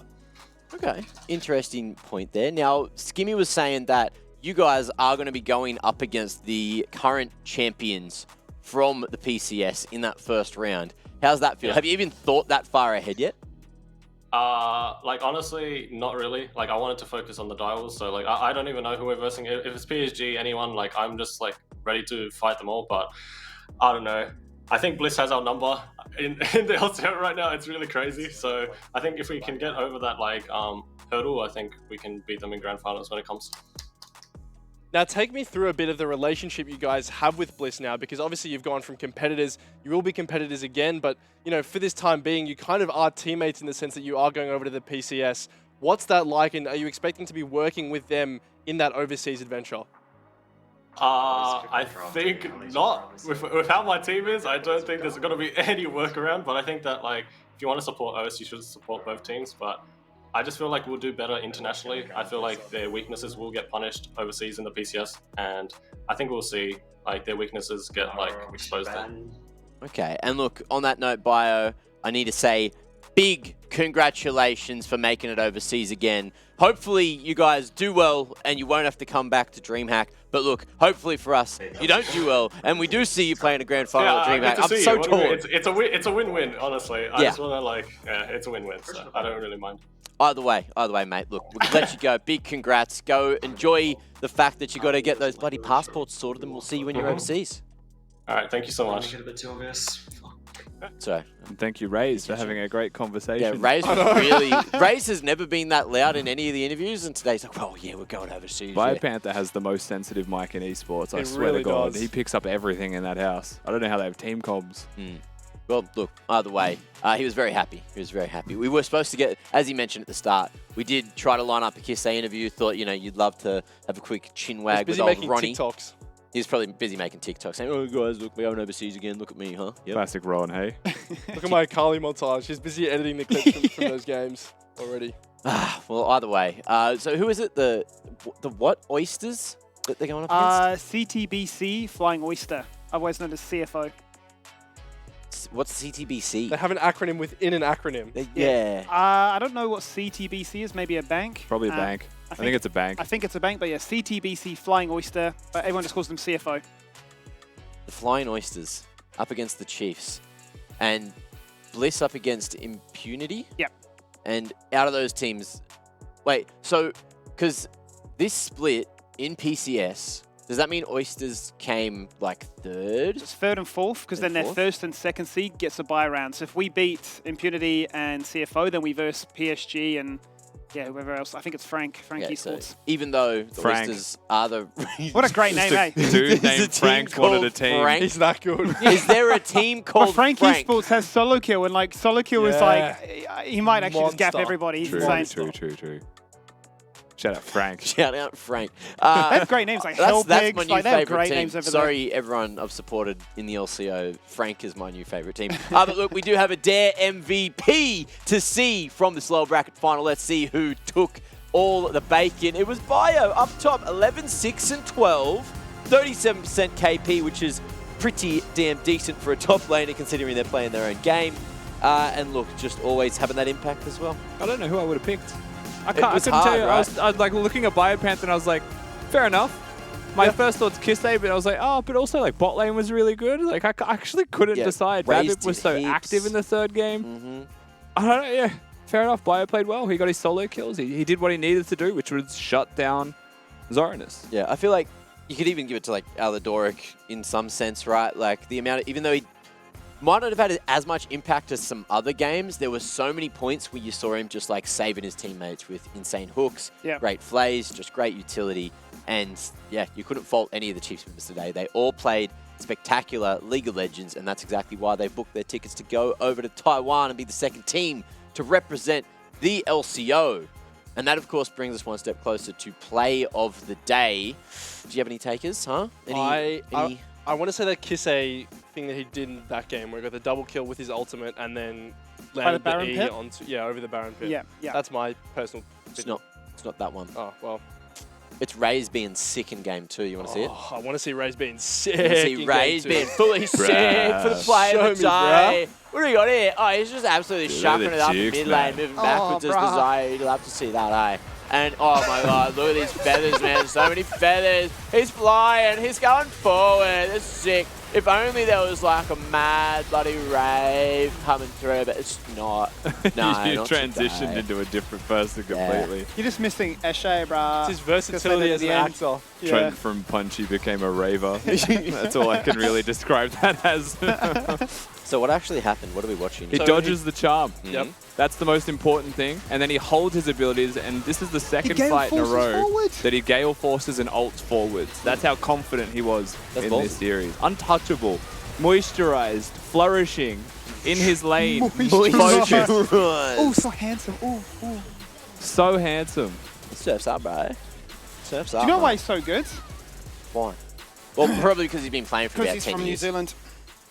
Oh. He also beat a Kiwi in the series. Every time you say it, a Kiwi lost. Raze, my savior, my king. You know what I said? I am inevitable. You know how to do the haka now, so you could just like do that to I celebrate could. Raze. Me and Raze could meet up and just do the haka. What about Decoy? Decoy could get amongst. He could. Sure. Just saying, you're always forgetting one Kiwi No, on no, a no, losing no, no. team. Me and Isn't Raze. Zornis as well? Is Zornis Kiwi? NZ? Is he? I might be lying. I just get the Kiwi vibe from him. I only know Zornis is a werewolf. He looks like a werewolf. He The does with Kiwi the vibe, vibe. huh? Yeah. I'm pretty sure we can fact check that, but I'm pretty sure Zornis is from New Zealand. Well, look, Predator's a vampire. we have. Do you guys want to see They're a filled out Twilight. bracket? I love filled out brackets. They're the best. Let's have a quick Wow. look at everything going down through this playoff stage. The only thing that remains, of course, is going to be that grand final. Still, of course, we have to wait for the PCS playoffs to begin to figure out if we're going to have this grand final overseas or if it's going to be here on home soil down in Melbourne at DreamHack Melbourne. Oh, but God, this is a beautiful looking bracket. Bliss and Chiefs, the rematch again. Everyone kind of expecting it at this point, but still no one really knowing how it's going to go. Will it matter that it's on land? Because it will be on land overseas or on land over here. Those are my 2 big points, right? First of all, playing on land, how does that affect a team, right? Because Chiefs obviously so confident on land, having played in front of a audience before. Obviously, Team Bliss are playing on land in a sense, right? All being in the same facilities, so maybe not as nervous in that regard. The other big thing is you've gone to PCS, you're going to be scrimming religiously against some higher caliber competition. So during that time, actually, how much can you level up your performance before that grand final happens? Will that be the difference maker, as Bio said, for Chiefs to then catch up? Say that. The PGG went out in 4th. Yeah. Yeah. They did. Yep. What? LCO scrims over PCS scrims. That was the point. Ah. Right. I just want to make it awkward. I just want to look at you. Mm. Did it work? Mission successful. Yeah, good. It's already one person doing that. By the way, look, yes, Just in the couch that tape. brings us one step closer towards the end. I know we've been having a lot of fun here for the lower bracket final day of the playoffs, but a huge W, a big C-O-N. Where are we going? N. N. Yeah, close enough. G. Oh, R. G? Oh, I'm lost. G. R. I've got an A. I've got an A. I've got an A. R. How do you get an S? A. T. This word is way too long. S. Yes. My legs can't see the legs. It's can't. We needed to be on I the... thought he that was was like, congratulations, to like really bring it out. Congrats. Easy. Look, congratulations to Bliss and Chiefs, of course, for being the 2 international qualifications for the PCS playoffs from the LCO for Split 1 of 2023. And we couldn't be more happy to send those 2. You've heard it from them as well. They are close as possible domestically in terms of their performance. Bliss and Chiefs, both these teams can get the W on the day. And then going up against the likes of PCS, now it all comes down to how they prepare for it. You did ask as well, you know, are we going to see Bliss and Chiefs trying to work together to try to figure out these PCS teams? Absolutely not. That will not be happening. So it will come down to who is better at doing the prep, doing the hard work, and getting that scrim time in overseas to take down these PCS teams. It'll be a whole new adventure. Whole lot of conversation about coaching and adaptation as well, right? Because they're not going to have a lot of time to actually adapt and learn from scrims when it comes to the PCS playoffs themselves. They only really have that time to adapt for the LCO finals. Well, we have to adapt in one way because it's almost time for menu log meal time. We're going to take a short break, and then this whole thing's going to be orange. We're going to be orange. I'm usually red, but I'm going to put on a little bit of makeup, maybe just a jacket. We'll see you after this.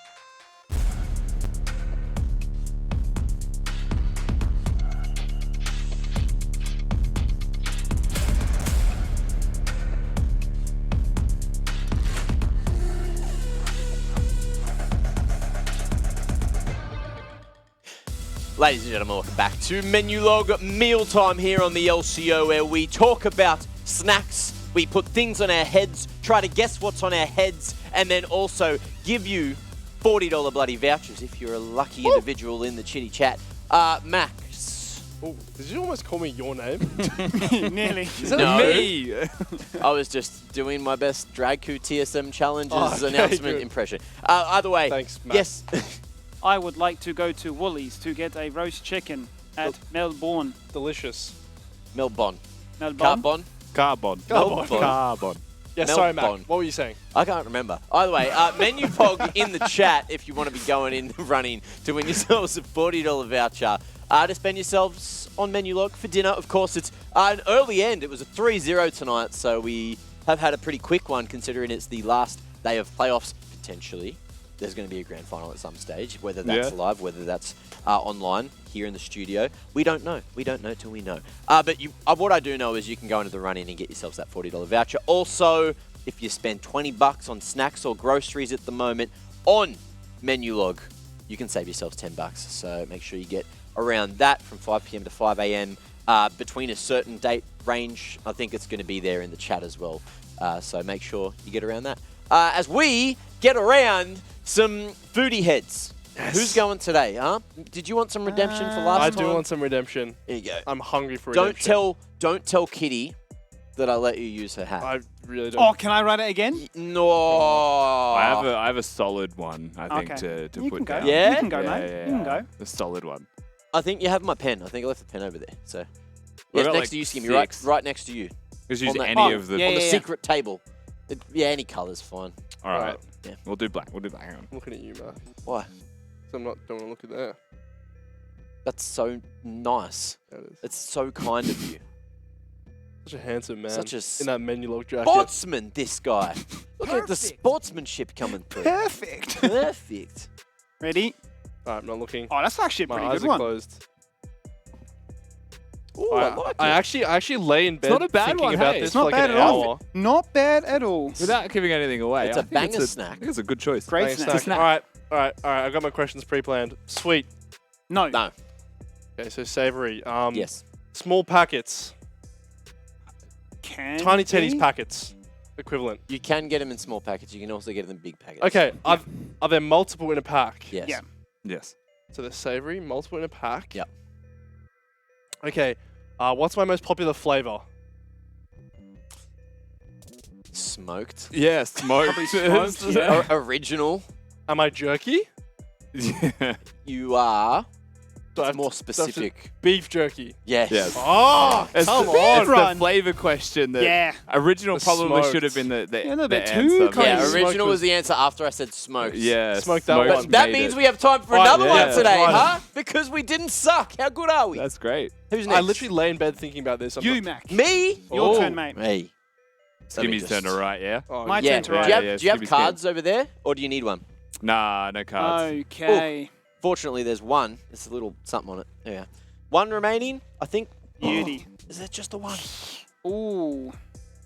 No, we got one more after this, just in case. We need to What fill. are we going we with? can happily fill time because it was a very fast day. Oh. Does that work for everyone? This will be tricky. This will be tricky. Does that work for you? No, I won't be able to see it. It might shake out, but That will just fall. it might fall. All right, let me know when you're ready. King. Just shove it in. I don't need the clip at There the we go, back, show the huh? camera. We live dangerously. All right, here goes. Good luck. You're gonna need it. Am I You're sweet? gonna need Am it. I You're sweet? sweet. Boom. Am I a dessert? Yeah. Yeah. Am I hot? No. No. No. Am I cold? Yeah. Yes. Am I from a specific fast food place? No. No.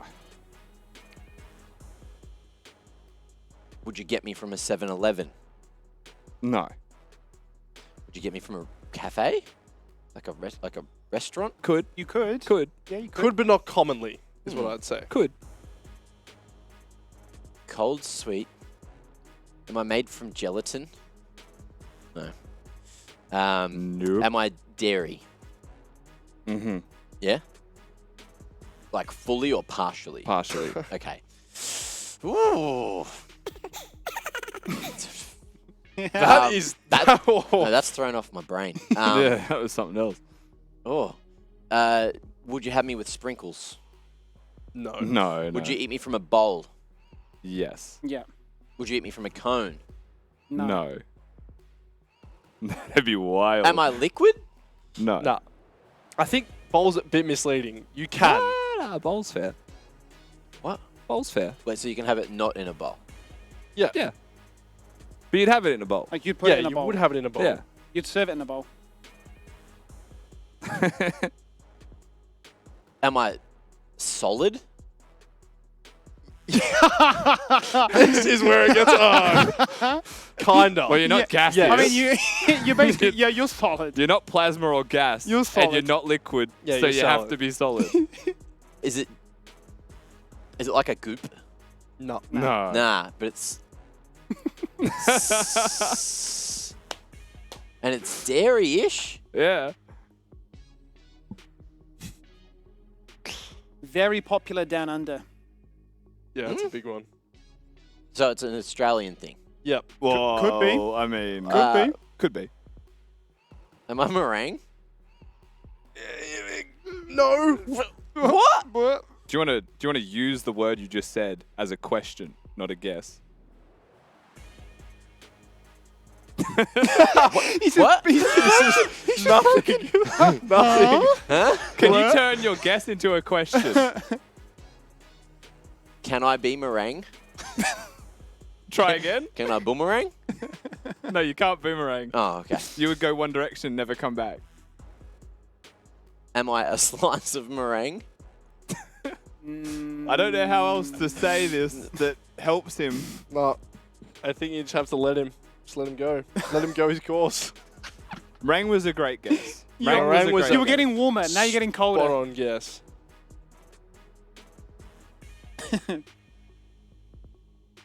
I think it's something I just like don't know. Popular down under. I reckon dessert. you know it. You will know this. I reckon you know it. Okay. I reckon... Do we give a hint? Can I give a hint? I reckon Give a it's at every Christmas. That's good. Oh, Pavlova. Yes. All right. Am I meringue was like, oh my Oh my god. God, Yeah. close. It is 80% See, of I correct. refer. It's the same thing to me. I call Pavlova meringue. Oh, do you? Yeah. Oh, really? Oh.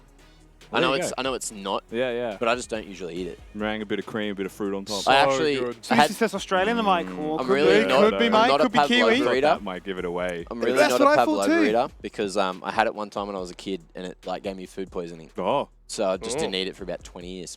Oh, Damn, you missed out for 20 years, Um, but I understand. I'm also really old, guys. Yeah, so I'm I've really literally old. given I him haven't the eaten for 20 hardest years. question. It's trauma. It's trauma. I'm giving you To be- trauma. Do we have time for one more? It's Oh no. sure. One more? Oh, we got a different thing today. We're actually going to take you guys on a little adventure. So I don't know how good your eyes are. Mine are terrible. But you might have noticed there are little tiny ducks hiding all throughout the set. There's another And one. I didn't notice for a long time until it was all pointed out to me. But look, we're going to go on this tour. Hey, move. She's a duck. Look, there's a hidden one in the trophy. That better be there when we give it away at DreamHack.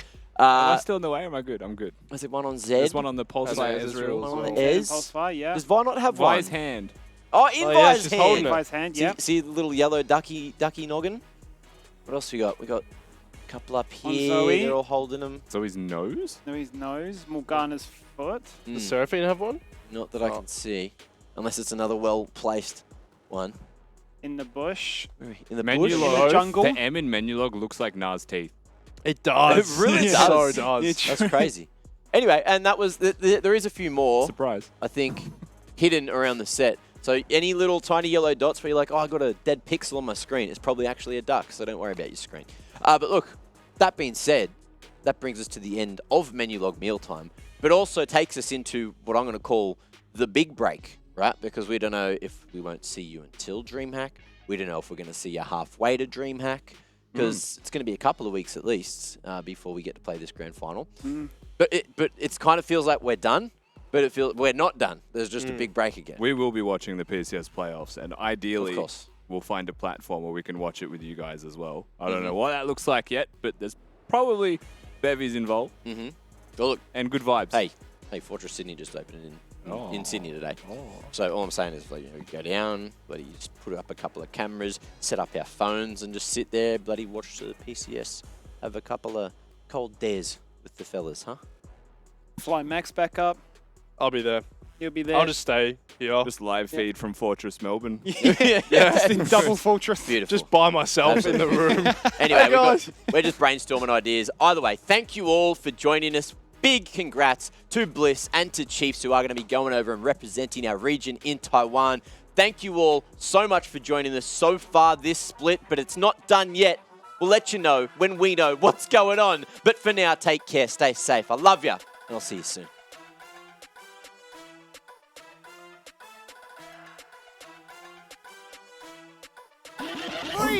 As they're zoned in mid lane, and Zonus once again is like, where is my team? Thankfully can leap to safety. Thankfully can hold on to that flash cooldown. But look how low everybody is. Bio's gone out to fight, but Kisse continues to press forward.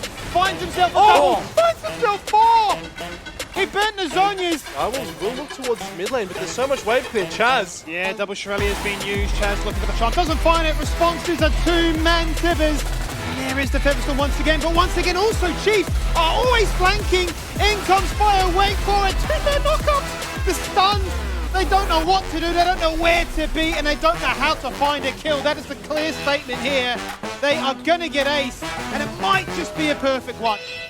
It's on again. It is just unrelenting. It's just disrespectful at this point.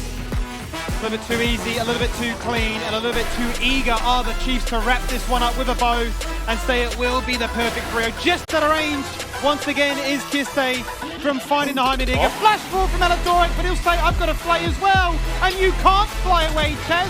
You can hit us with the